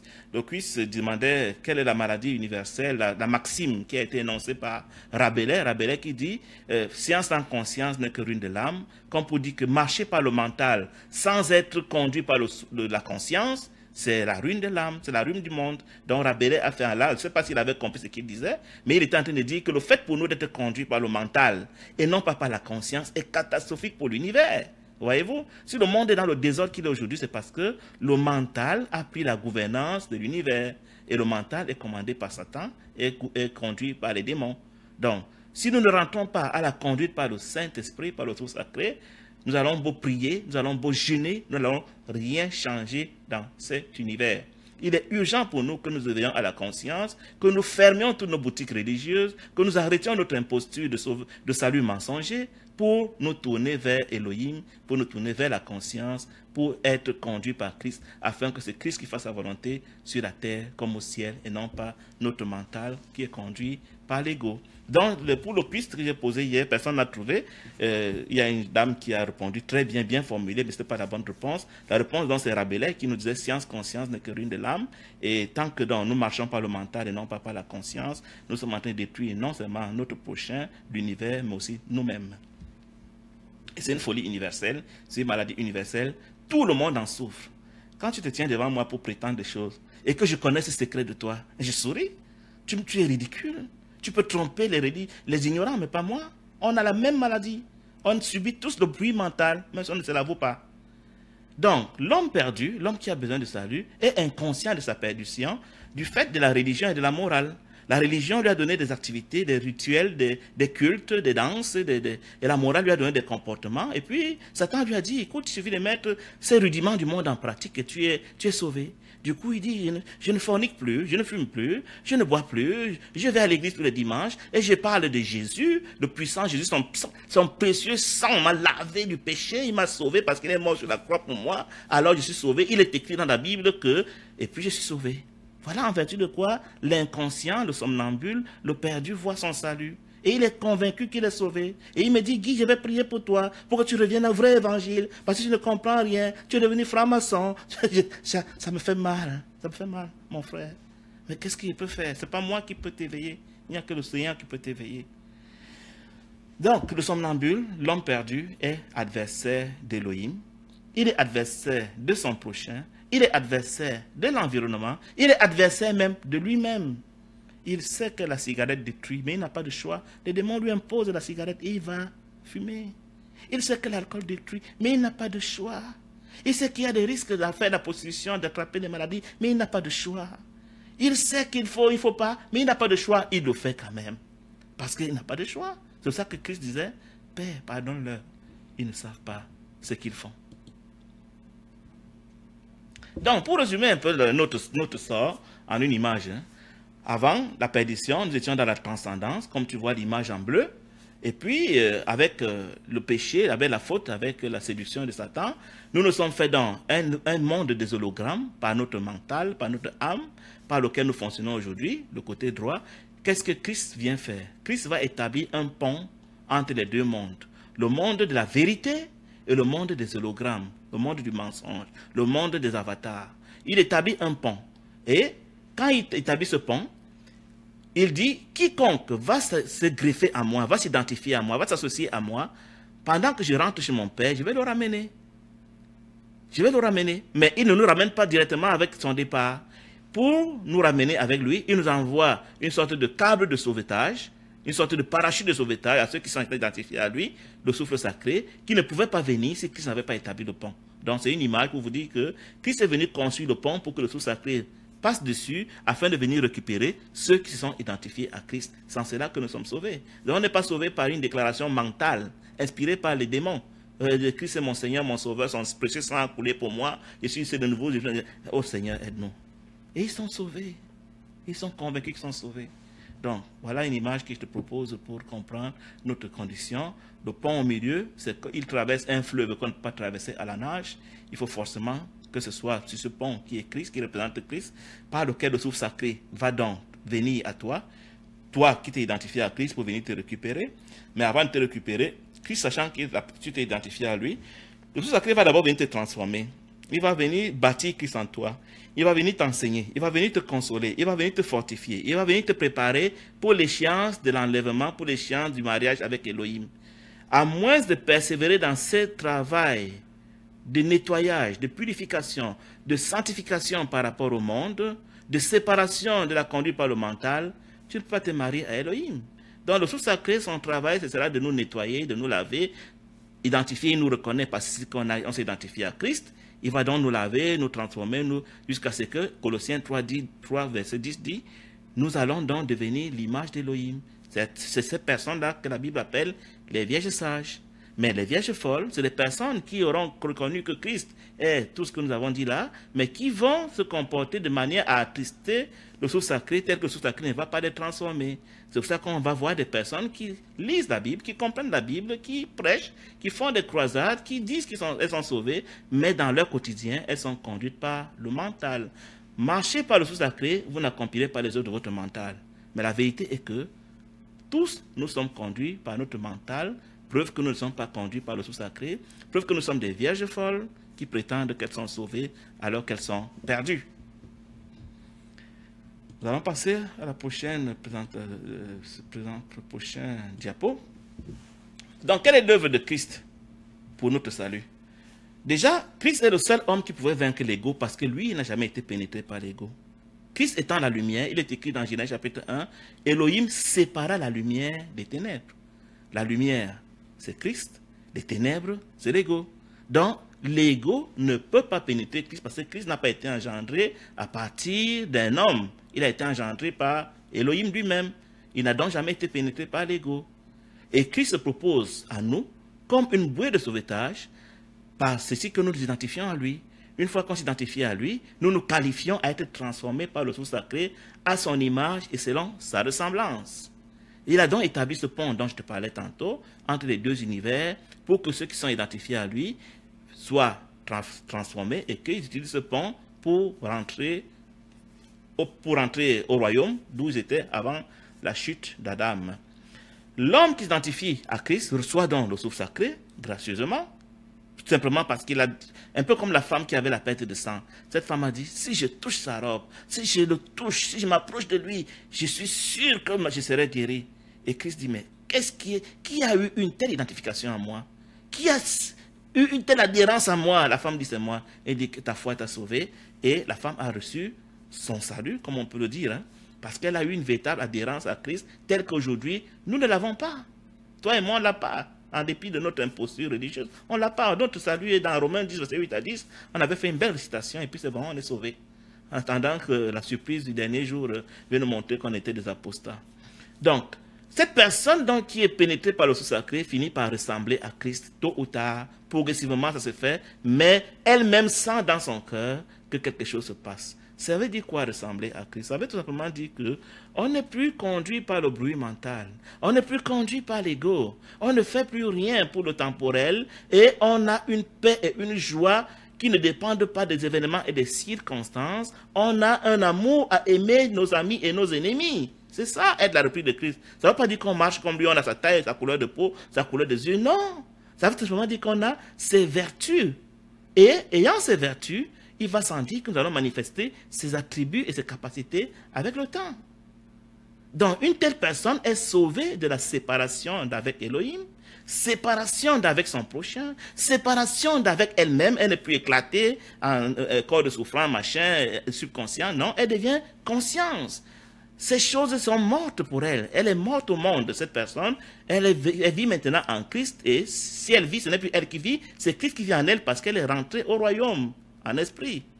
Elle est sauvée de la peur. Cette personne ne peut plus prétendre qu'elle a souvent peur. Comment on peut dire qu'on a peur quand on est déjà mort? Parce que tu es mort au monde. Étant donné que tu es mort au monde, tu vis maintenant dans le royaume. Tu as donc peur de quoi étant dans la vie? Tu ne comprends pas. Donc, si nous avons encore des peurs de temps en temps, c'est un signe qu'on n'a pas encore quitté le monde. On n'est pas encore mort au monde parce que l'amour parfait bannit la peur. Le jour où on va vraiment mourir au monde, on n'aura plus peur de rien, même pas de la mort au corps physique, et on pourra dire comme Paul, Christ est ma vie, la mort m'est un gain. Cette personne est sauvée de la compulsion à chercher à se compléter par la forme. Travailler à avoir la forme. Se battre pour réussir dans le monde. Se battre pour avoir une identité. Par le mariage à la forme, tu es sauvé de cela. Ça fait que tu ne peux plus corrompre une telle personne. Elle n'attend plus rien du monde. Quand tu lui proposes, c'est pas moi quoi, l'argent, elle dit, mais qu'est-ce qu'il fait avec l'argent? La gloire humaine, mais elle te dit, il fait quoi de ça? J'ai plus besoin de ça. Je suis déjà au royaume. Elle ne peut plus se conformer au siècle présent. Là où ceux du monde sont en train de faire leurs choses, tu ne la verras pas s'exciter. Parce qu'elle n'est plus de ce monde. Tu peux donc voir en quoi nous sommes du monde, parce que nous célébrons les mêmes choses que ceux du monde. Les conditions pour recevoir le salut véritable. Nous devons renoncer à considérer le temps comme le font les petits-enfants. Un petit enfant ne connaît ni le passé ni le futur. Le petit enfant vit l'instant présent. À moins de devenir comme des petits-enfants, vous n'entrerez pas dans le royaume des cieux. Chaque fois que vous allez fonctionner par le passé ou par le futur, ce qui est une malédiction inévitable pour nous aujourd'hui, nous sommes perdus. le Seigneur nous amène à ne pas fonctionner avec les hommes par rapport à ce qu'on croit connaître d'eux dans le passé, ou alors par rapport à ce que nous espérons dans l'avenir. Les calculs, les manipulations, que nous fonctionnons avec les hommes selon ce qu'ils sont maintenant, les événements selon ce qu'ils sont maintenant, nous-mêmes selon ce que nous sommes maintenant. C'est ça, être comme un petit enfant. Mais toi et moi, on sait que nous ne sommes pas capables de ça. Nous fonctionnons toujours par rapport à ce que j'ai été et ce que j'espère être demain. Mais jamais par rapport à ce qui est maintenant comme un petit enfant. Et pourtant, la Bible nous dit, à moins de devenir comme des petits enfants, nous ne pouvons pas entrer dans le royaume des cieux. Et c'est la Bible dit, le Seigneur dit, ne vous inquiétez pas du lendemain. En fait, il est en train de dire, ne vous inquiétez pas de la minute qui va suivre. Si quiconque met la main à la charrue et regarde en arrière n'est pas digne du royaume, il est en train de dire, ne vous occupez pas du passé. Est-ce que nous comprenons ça? Est-ce que nous pouvons nous en passer? Non. Pourquoi? Parce que Satan est un avec nous. Et que Satan nous attend dans le passé et dans le futur. Parce qu'il sait que Elohim est je suis. Il est dans le moment présent. Il est dans la présence. Et ça, nous ne pouvons pas tenir dans sa présence, étant donné que nous sommes conduits par l'ego. Nous devons renoncer à nous identifier à notre âme, à notre mental. Ça veut dire quoi? Ça veut dire que quand les pensées traversent notre esprit, notre espace mental, il est question que je puisse dire, cette pensée ne peut pas être de mon Père. Je ne veux pas la suivre dans ce qu'elle me recommande. Parce que chaque fois que nous faisons des choses, bonnes ou pas bonnes, selon la morale humaine, c'est des choses inspirées par le mental. Il est question que, étant donné que je suis dans l'instant présent, c'est Elohim qui va agir, et alors là, je suis en train de faire la volonté d'Elohim. Donc savoir rejeter les choses qui me sont inspirées en fonction du passé ou en fonction d'un gain futur, en fonction d'un bénéfice futur, parce qu'un enfant ne fait rien avec l'intention de bénéficier, de gagner, de manipuler, de grandir. Il fait simplement ce que son père, son cœur lui demande de faire sans avoir de calculs mentaux. Donc chaque fois que Christ nous dira que ton oui soit oui, que ton non soit non, tout ce qu'on ajoute risque d'amener dans le passé ou dans le futur, risque d'être injustificatif pour pouvoir te réaliser dans la forme. Nous devons renoncer à nous identifier à la forme. Je m'identifie à la forme quand je pense que je suis la forme. C'est-à-dire que je veux que mon identité, ce que les gens pensent de moi, dépende d'une forme. Je veux que les gens me connaissent comme le millionnaire, qu'ils me connaissent comme celui qui a une grosse voiture, qu'ils me connaissent comme le professeur, l'ingénieur, qu'ils me connaissent comme le monsieur le ministre, qu'ils me connaissent comme le roi, le docteur, qu'ils me connaissent comme le papa, qu'ils me connaissent comme le balayeur, bref, qu'ils me connaissent comme un homme spirituel, qu'ils me connaissent comme le pasteur, qu'ils me connaissent comme le daddy, qu'ils me connaissent. Chaque fois que je voudrais que les hommes me connaissent en association avec quelque chose qui n'est pas Christ, ça s'appelle l'identification à la forme. Je ne suis plus un simple je suis la forme. Donc il est question que je n'ai pas de gêne à être rien. Mais toi et moi, on sait que quand la menace vient à ce qu'on nous dise qu'on n'est rien, on panique. Je vous raconte une anecdote que je n'ai jamais racontée sur les médias. À l'époque, nous étions avec des frères à jouer les illuminés. Et puis pendant la réunion, il y a un des frères, très très jeune, de moitié mon âge, il peut faire l'âge de mes enfants, qui s'est mis à donner les titres aux uns et aux autres. Il a dit un tel il est prophète, un tel est apôtre, un tel est pasteur, un tel est machin. Mais Guy, on ne sait pas où le mettre. Il me disait, il ne parvient pas à me donner d'identité. Ça aurait pu paraître comme une insulte, mais pour moi c'était comme un compliment. Ça veut dire que je ne m'identifiais pas à la forme et je lui avais donné l'occasion de voir en moi un époux de la forme. C'est de ça qu'il s'agit. Être fier d'être rien. Être heureux quand on vous a méprisé, quand on vous a classé pour moins que rien. Je vais couper le volume. Donc, être content quand on vous a donné zéro forme. Donc, c'est ce que ce frère faisait pour moi. Et c'est ce que celui qui veut être sauvé doit rechercher. Mais toi et moi, on sait que nous voulons être bishop, apôtre, docteur, ingénieur, grand maître, gourou, et que sais-je, pasteur. Ça nous flatte, alors que c'est en train de nous tuer. Pour être éligible au salut en Christ, il faut se disposer à mourir au monde. Donc, accepter de ne plus être rien. Et confesser à Christ ta prédisposition à t'identifier à lui. Seigneur, je veux être toi. Tu l'as promis, je l'accepte, quel que soit le prix à payer, je veux être toi. Connaissant toutes les conséquences qu'il y a à s'identifier à Christ quand on est lui, Tu dois donc te préparer à savoir que si tu fais une telle confession pour dire « je veux être toi », tu t'apprêtes à endurer les souffrances conséquentes, les souffrances inhérentes à la transformation, parce qu'il n'y a pas de transformation sans douleur. Il y aura des choses que tu devras laisser tomber et ce ne sera pas toujours de gaieté de cœur.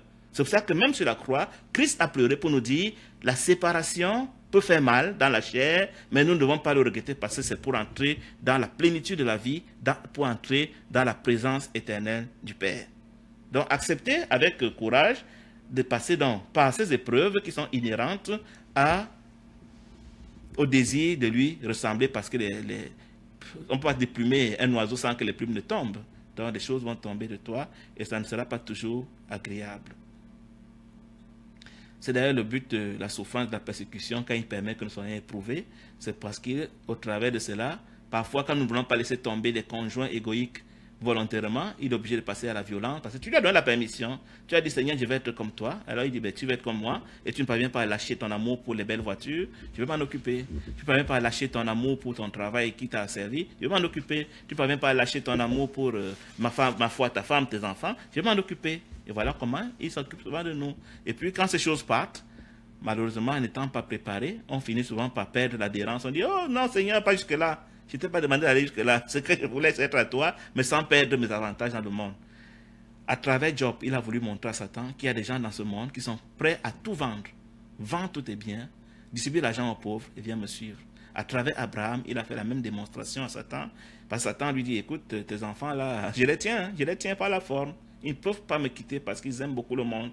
Mais Christ a dit, il y a quand même deux sur la terre, c'est Abraham, c'est Job, c'est quelques rares personnes, un petit reste qui est prêt à haïr son père, sa mère, sa femme, ses enfants, sa voiture, son travail, son argent, et même lui-même, pour me suivre.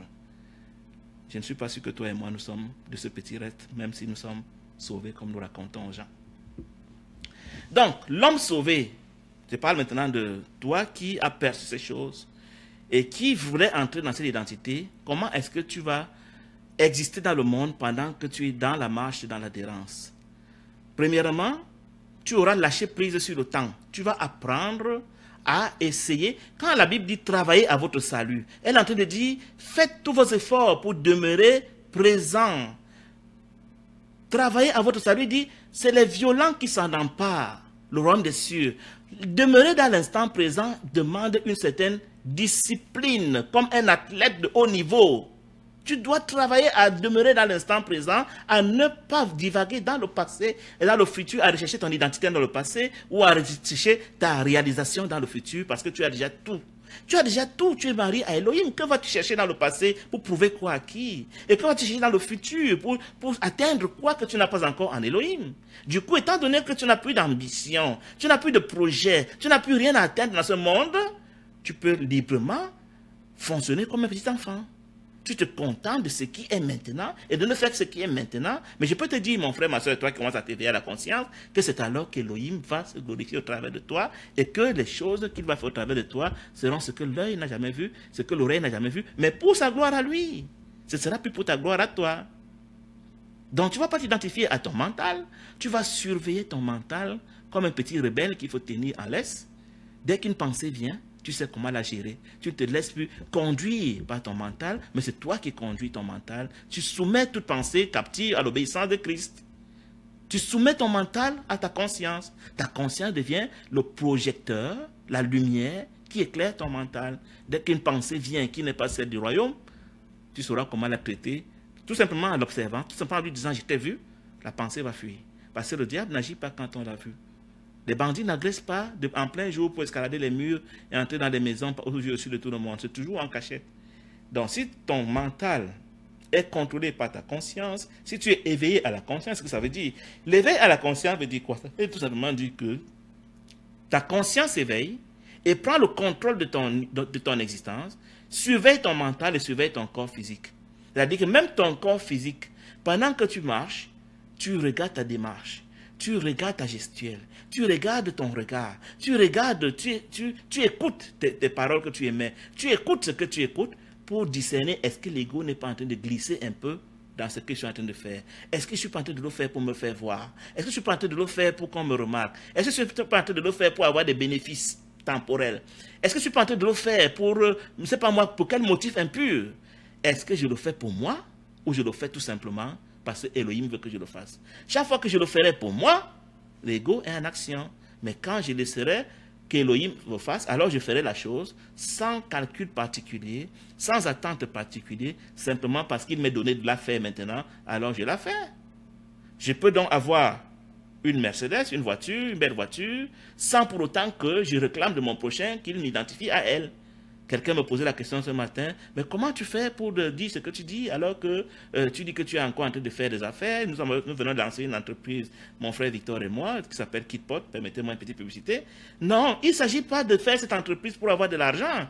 Mon désir, c'est que si, puisqu'aujourd'hui vous savez, vous et moi, que d'abord il n'y a pas encore beaucoup d'adhérents éveillés, et même quand il y en a, ce n'est pas la générosité qui prime chez nous. Donc il faut bien que si un jour le Seigneur voudrait me donner la possibilité, si c'est sa volonté, il va faire que cette activité prospère. Et tu peux me croire, je ne serai pas pour que je vienne me pavaner comme milliardaire devant toi. Ce sera pour servir encore Elohim. Parce que je saurais que c'est lui qui me aura donné ces revenus parce que je n'ai pas cherché à les avoir pour me glorifier.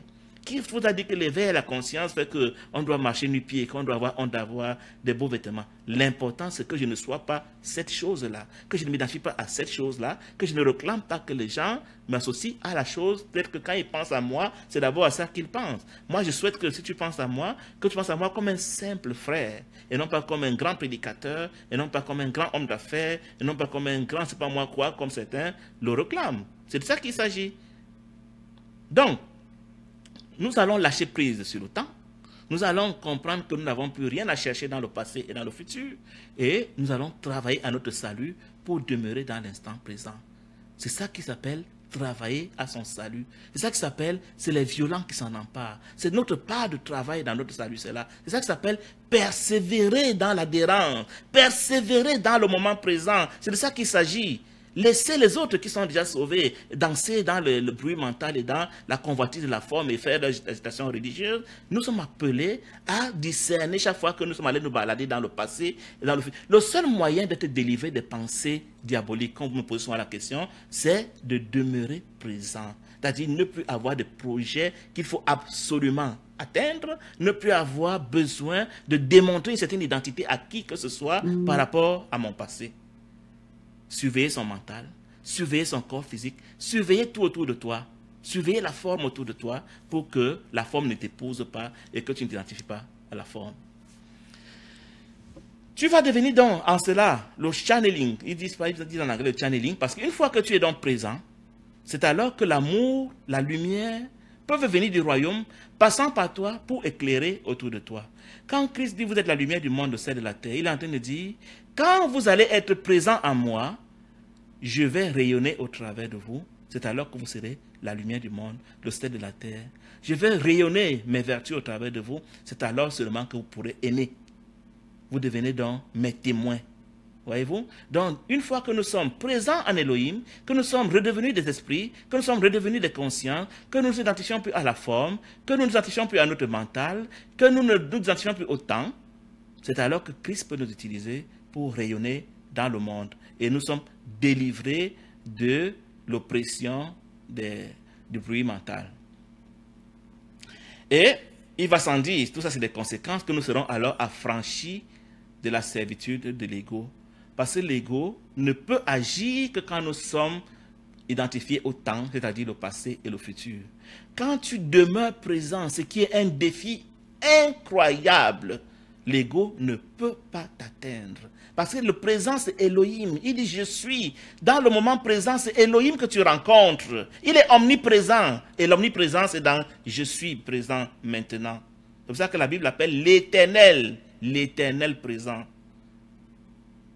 La délivrance de l'emprise de l'ego ne peut passer que par ceci que nous ne fonctionnons plus jamais selon le passé et selon le futur, mais toujours selon l'instant présent, sans avoir l'ambition de nous identifier par rapport à nos acquis du passé et sans avoir des projets de réalisation future par lesquels nous croyons que nous serons quelque chose.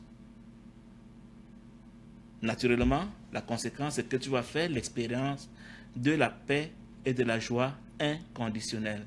Mon frère, ma soeur, quand tu n'as plus personne à impressionner, quand tu n'as plus rien à atteindre dans ce monde, d'où va te venir le stress?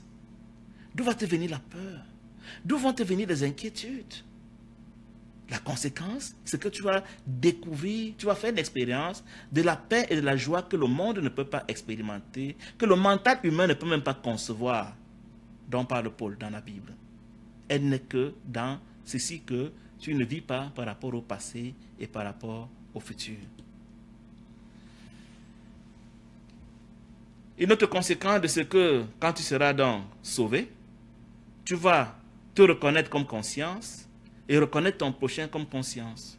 Tu ne seras plus ton corps physique, tu ne seras plus ton mental, tu ne seras plus tes avoirs, tu seras tout simplement une conscience, tu seras comme un panneau, comment je peux dire ça? Tu seras comme une lumière qui se balade. C'est-à-dire que quand tu es dans la rue, tu te représentes toi-même comme étant un faisceau de lumière venant de Christ qui est en train d'éclairer autour de soi. Tu ne vois plus la forme en toi, tu ne vois plus que la conscience en toi. Tout ça parce que tu n'auras plus d'objectif spirituel. Je veux être un homme spirituel, un grand enseignant. Chaque fois que tu veux être quelque chose, tu t'exclus du salut. Pourquoi? Parce que Christ, ton conjoint, est déjà tout ça. Alors il veut que tu sois rien. Il veut que tu sois 0% parce que lui, il est 100%. Mais dès l'instant où tu te réclames que tu es ceci, tu es cela, mais tu ne peux plus adhérer à lui qui est déjà tout. Il y aura des doublons. Il y aura des doublons, mon frère. Tu n'as plus d'objectif spirituel. Tu n'as plus d'objectif intellectuel. Tu ne veux plus être docteur, professeur, ingénieur, machin. Pour toi, ça devient de la foutaise. Parce que tu veux ces choses pour te réaliser dans le temporel. Ça te donne quoi, ces choses? Tu n'as plus d'objectifs émotionnels, des sensations fortes. Il faut faire des choses exceptionnelles pour avoir de l'excitation forte. Tu n'as plus ce désir pour te réaliser, pour être heureux. Tu n'as plus de matériel après lequel tu cours. Qu'est-ce qui va donc te donner la peur, l'anxiété, le stress? Quand je vois des gens faire des cours d'enseignement sur comment gérer le stress, mais ça tient assez peu. Ça tient tout simplement à redevenir comme petit enfant. On ne veut pas devenir comme les petits enfants et on cherche à combattre le stress par les techniques psychologiques et diaboliques. Tu ne seras plus à la recherche de la grandeur. Tu vas sursauter quand on va t'appeler Grand Guy. Tu ne seras plus à la recherche de la célébrité. Tu seras content d'entendre qu'on t'a méprisé, calomnié, insulté, traité de philosophe, imposteur et perdu. Ça te fait un plaisir. J'ai eu un échange avec un frère après la conférence du mois dernier où il m'a dit, tu enseignes comme philosophe, mais ça m'a fait tellement plaisir que j'ai pris ça comme une nouvelle identité par rapport à lui. Tu n'es plus à la recherche du pouvoir temporel. Tu n'es plus à la recherche de la gloire. Là où ces choses sont recherchées avec frénésie, tu te sens étranger et tu fuis. Tu n'auras donc plus peur de rien. Parce que tu te considères comme mort au monde. En quoi tu vas quand même demeurer bipolaire? Tu vas demeurer bipolaire parce qu'il est écrit dans Proverbe 24, verset 16, « Mon juste tombe cette fois et cette fois il se relève. » Ça veut dire que, étant donné que tu n'es pas encore 100% Christ, il va t'arriver des moments d'éveil, 5 minutes, 2 minutes. Après, tu vas sombrer dans le sommeil. Quand tu te rends compte à nouveau que tu es endormi, c'est que tu viens de te réveiller. C'est un peu comme le sommeil naturel. On va au lit, on ne sait pas quand le sommeil est venu, et puis on est dans le sommeil. C'est au réveil qu'on dit, ah, je viens de dormir. Ça veut dire que je suis déjà éveillé. Si je peux constater que je me suis éveillé, ça veut dire que je suis éveillé. Donc chaque fois que tu vas te rendre compte de ce que tu viens de passer, une petite tranche de sommeil, tu t'es réveillé. C'est ça qu'on appelle une vierge sage. Une vierge sage ne dort pas à point fermé. Elle se réveille de temps en temps pour s'assurer que l'époux n'est pas arrivé. Pendant que la vierge folle, elle ronfle à point fermé, elle jouit de son sommeil, elle ne sait même pas qu'elle a endormi, pendant qu'elle danse dans les églises à dire qu'elle est sauvée. Donc, tu demeures quand même bipolaire parce que un temps, quand tu es éveillé, tu seras connecté à l'esprit, et un temps, dans ton sommeil, tu vas rentrer t'identifier à nouveau à la forme. Mais ne te culpabilise pas. Il faut tout simplement que les temps de sommeil grandissent, et les temps de sommeil, se décroissent, et que les temps d'éveil grandissent. Il faut que, à la mesure que tu travailles à ton salut, que les périodes d'éveil soient plus longues et les périodes de sommeil soient de plus en plus courtes jusqu'à ce qu'un jour, tu ne sois même plus capable de sombrer dans le sommeil. Alors là, tu seras parvenu à l'image et selon la ressemblance de Christ. Et alors là, tu ne pourras plus être surpris par son avènement. Parce que quand il viendra, il vient pour chercher ce qu'il va trouver éveillé. Mais si tu te trouves endormi, il ne pourra pas te prendre. Il va te traiter de vierge folle et tu auras manqué d'enlèvement que les hommes attendent avec frénésie, sans savoir de quoi ils pensent, de quoi ils parlent, autant pour moi. Donc, voilà ce que je voulais te proposer aujourd'hui. Je voulais te proposer aussi rapidement une lecture qui va compléter l'enseignement sur le livre de Jacques au chapitre 4, versets 1 à 12, qu'on va parcourir rapidement. Et après ça, ce sera les questions-réponses. S'il y en a, je vais parcourir vos questions. S'il y en a, tu pourras appeler par Messenger et intervenir en direct si tu veux bien. Et comme je sais que d'habitude, vous n'avez pas de questions, on va donc arrêter. Après qu'on aura écouté le livre de Jacques, qui n'a pas envie de le commenter, j'espère que l'Esprit va te demander, va te donner de comprendre ce que je veux que tu comprennes en l'écoutant. Et peut-être dans les questions-réponses, tu pourras peut-être poser des questions par rapport à ce livre. Je trouve que ça soutient très bien ce que nous nous sommes dit aujourd'hui. Donc on va essayer de passer donc à la méditation, à la lecture, autant pour moi, du livre de Jacques au chapitre 4, versets 1 à 12.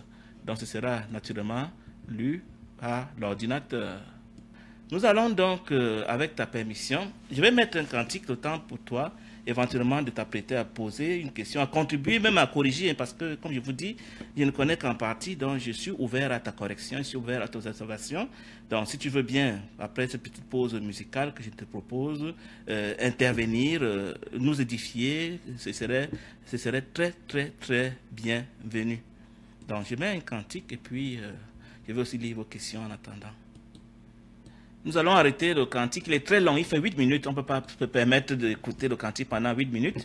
Je vais plutôt répondre à la question de Roger Beyem qui a posé une question, mais je crois que nous avons répondu à la question déjà. N'empêche que, Roger, si tu es encore là, je me fais le plaisir d'aborder ta question, ne serait-ce que pour le rappeler que je l'ai lu. Et il y a de plus en plus d'Africains qui tirent sur les religions en présentant les croyants comme des naïfs. Qu'en penses-tu? Il va sans dire que je suis de l'avis que toutes les religions sont des impostures. Les religions, c'est une fabrication diabolique de la spiritualité pour des somnambules. Donc, ce n'est pas de quoi éveiller les hommes à la conscience. C'est pour ça qu'aucune religion n'a amené personne à s'éveiller à la conscience, à vouloir ressembler à Christ. Ils croient même dans la religion que c'est impossible et que ce n'est que quand on sera au ciel qu'on va ressembler à Christ. Donc, ça fait que la religion, c'est vraiment une très belle découverte de Satan que moi, je plaide pour... si j'avais ce pouvoir de fermer toutes ces boutiques religieuses, mais ce n'est pas mon appel, mais n'empêche, je peux te dire, Roger, que je ne pense rien, mais alors rien de religion, au contraire, je n'en pense que tout ce que je peux te dire, c'est que c'est des fabrications de Satan. Et tu ne peux pas être éveillé à la conscience, Roger, et appartenir à une religion. Ça, j'en suis convaincu. Si quelqu'un flirte encore avec le milieu religieux, c'est qu'il a peut-être perçu le message de l'éveil, mais il n'a pas encore compris de quoi nous parlons. Donc, voilà. Est-ce qu'il y a quelqu'un qui voudrait bien, ma foi, compléter, corriger, appeler? Donc, tu m'appelles par Messenger. Volontiers, je te passe en direct et puis nous allons écouter ta réponse. S'il y a quelqu'un qui voudrait intervenir, je regarde, je ne vois pas de proposition. S'il n'y a pas de proposition, je vais, ma foi, nous allons certainement nous quitter. Je ne vois pas de proposition. J'espère que je ne me trompe pas. Il n'y a que Roger qui a fait sa question. Marie-Laure Davy n'a fait que des commentaires, mais ce n'est pas des questions, à ce qu'il me semble. Donc, je suis en train de faire tout ceci pour éventuellement attendre une réponse. Parce que, comme je vous dis, je suis ouvert à la correction, je suis ouvert à votre enseignement. Je voudrais que vous participiez avec moi à l'édification du peuple. Voilà, il y a Marie-Laure qui appelle. J'espère que le téléphone... Attends un instant. Marie-Laure, je vais te prendre. Ce ne sera pas long. Voilà, je la prends. Voilà. J'espère que c'est pris. Bonjour Marie-Laure. Bonjour. Je suis à toi, tu as la parole. Ça va? Comme le Seigneur a voulu. Ah, bah alors c'est bien. Okay. Ouais, non, je voulais dire... en fait, je voulais juste déjà te remercier parce que je comprends beaucoup de choses.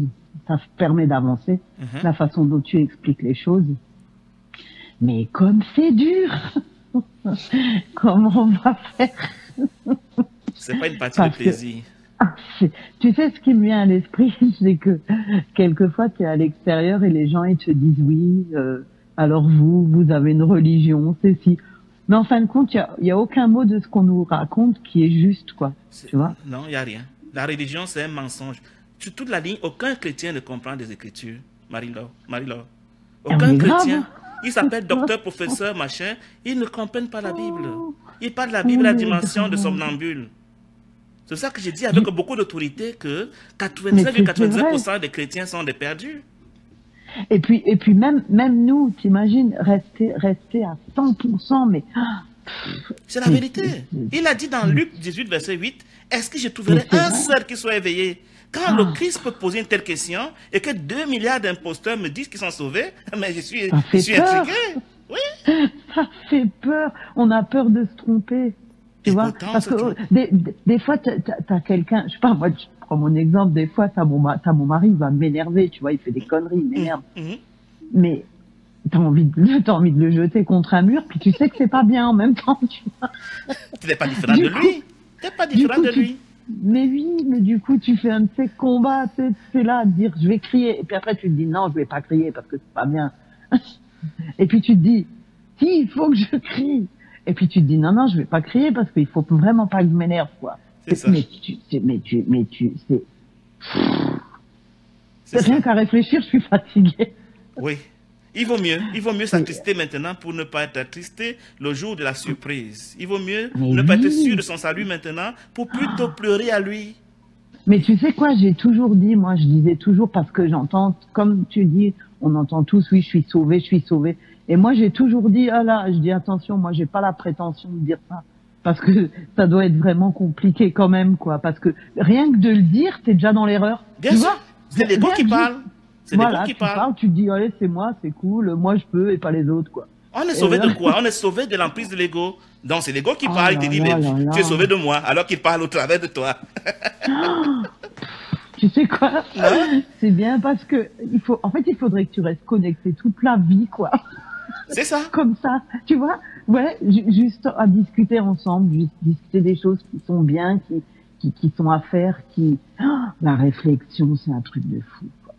Il faut demeurer dans sa présence, tout simplement. Ah ouais, bah tu sais quoi, il y a que là qu'on est bien en fin de compte. C'est ça. C'est dommage. Parce qu'ailleurs, ailleurs, vraiment, on est mal. Il est urgent. On est mal. On est mal. Bref, voilà, je voulais te remercier. Parce que des fois, ça fait, tu sais, ça cadre un peu tout ça, quoi, tu vois.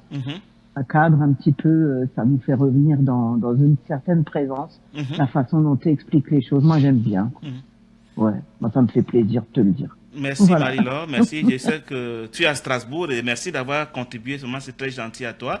Ça, vraiment, ça fait chaud au cœur de savoir qu'il y a du répondant, qu'il y a des gens qui entendent, qui comprennent et qui, ma foi, approuvent. Mais aussi, même ceux qui n'approuvent pas, moi, je leur donne le micro. Je voudrais bien que ces prédicateurs, tous savants qui sont sauvés, qu'ils viennent nous donner dans quelle mesure je suis dans l'erreur par rapport à ce que je comprends des Écritures. Mais parce que tu sais, souvent, tout le monde, il se bat à coups de versets, mais c'est pas, la Bible, c'est pas une arme, quoi. Oui. Tu vois, on a le droit, comme tu dis, d'utiliser d'autres mots. On a appris des mots, on lit des mots, on sait même pas si c'est la bonne traduction. C'est ça. Non, c'est grave, quoi. C'est ça. Mais il faut te dire que les traducteurs actuels, Louis II et autres, c'est des francs-maçons. Quel intérêt ils auraient à nous donner des mots corrects pour qu'on comprenne les Écritures? Mais tu vas entendre les gens te dire, non, je reste accroché aux mots que Louis II nous a donnés, mais c'est mieux que les mots que Guy peut utiliser. Bah non, c'est pas. Tu vois, quand je vais te donner un exemple, par exemple, tu sais, tu sais que j'aime bien la Bible et tu sais que j'aime bien directement par la Torah. Moi, c'est quelque chose que j'aime trop, quoi. Ouais. Et dans nos Bibles, il y a écrit dans Louis II, malheur à vous, scribes et pharisiens. Et dans la Torah, en fait, ce serait traduit d'après ce qu'il dit, d'après ce que pense beaucoup de monde. J'ai mal pour vous, scribes et pharisiens. C'est pas pareil quand même. C'est pas la même chose. Tu vois, rien que là. La deuxième déclaration est pleine de compassion. La première est un fond d'arrogance, de condamnation.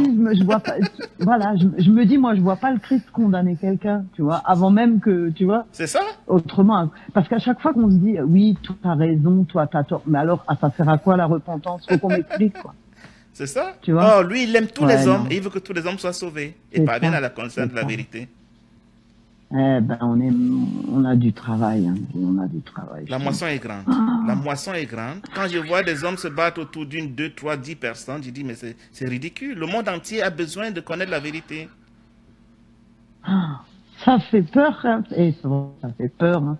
On a peur de taper à côté, quoi. Je veux dire, faut être clair, quoi. Mais tous ceux qui me disent, je suis rassuré et tout, c'est pas vrai, c'est un mensonge, quoi. Combien d'églises y a-t-il? Laquelle est dans la vérité? Combien de dénominations? Laquelle est dans la vérité? Mais moi, j'ai peur. N'importe quoi. Moi, je veux, tu sais quoi, moi, je suis bien avec mon portable et ma Bible et tout ce que j'écoute parce que déjà, les églises, ils me font tous peur. Moi, je l'avoue, hein, ils me foutent tous les jetons. Hein. Tu sais très bien que, ah ouais, non, mais il faut fuir. Hein. Par contre, j'aime beaucoup les enseignements, tu vois. Et quand je veux essayer de vraiment bien faire, bah, pas de bien faire, tu vois, comment dire, mais de revenir vraiment dans la présence à 100%. Alors, j'aime bien les psaumes, tu vois. Amen. Ouais. Amen. Et si je pouvais faire ça, jamais décrocher, même pas une seconde, je le ferais. Parce que dès que je raccroche ce téléphone ou dès que je m'enlève l'écouteur, et ça y est, je me dis, ça y est, c'est foutu. Tu rentres à nouveau dans les ténèbres. Ah, au secours. Tu n'es pas seule, ma soeur, tu n'es pas seule. C'est difficile. Alors, on est bien. Donc, alors, quand les gens prennent ça pour facile, alors que le Christ dit c'est les violents qui s'en emparent. On dit non, la grâce est suffisante, on a déjà tout eu, il n'y a plus rien à faire. Jésus a tout accompli, il est trop puissant pour qu'on nous pète. J'ai dit, c'est pas possible. C'est méchant ce que ces prédicateurs font. C'est terrible. C'est fou, quoi. Merci Marie-Laure, je vais te quitter. Merci. Ouais, merci à toi d'avoir appelé. Hein. À la prochaine. Bye bye, merci beaucoup.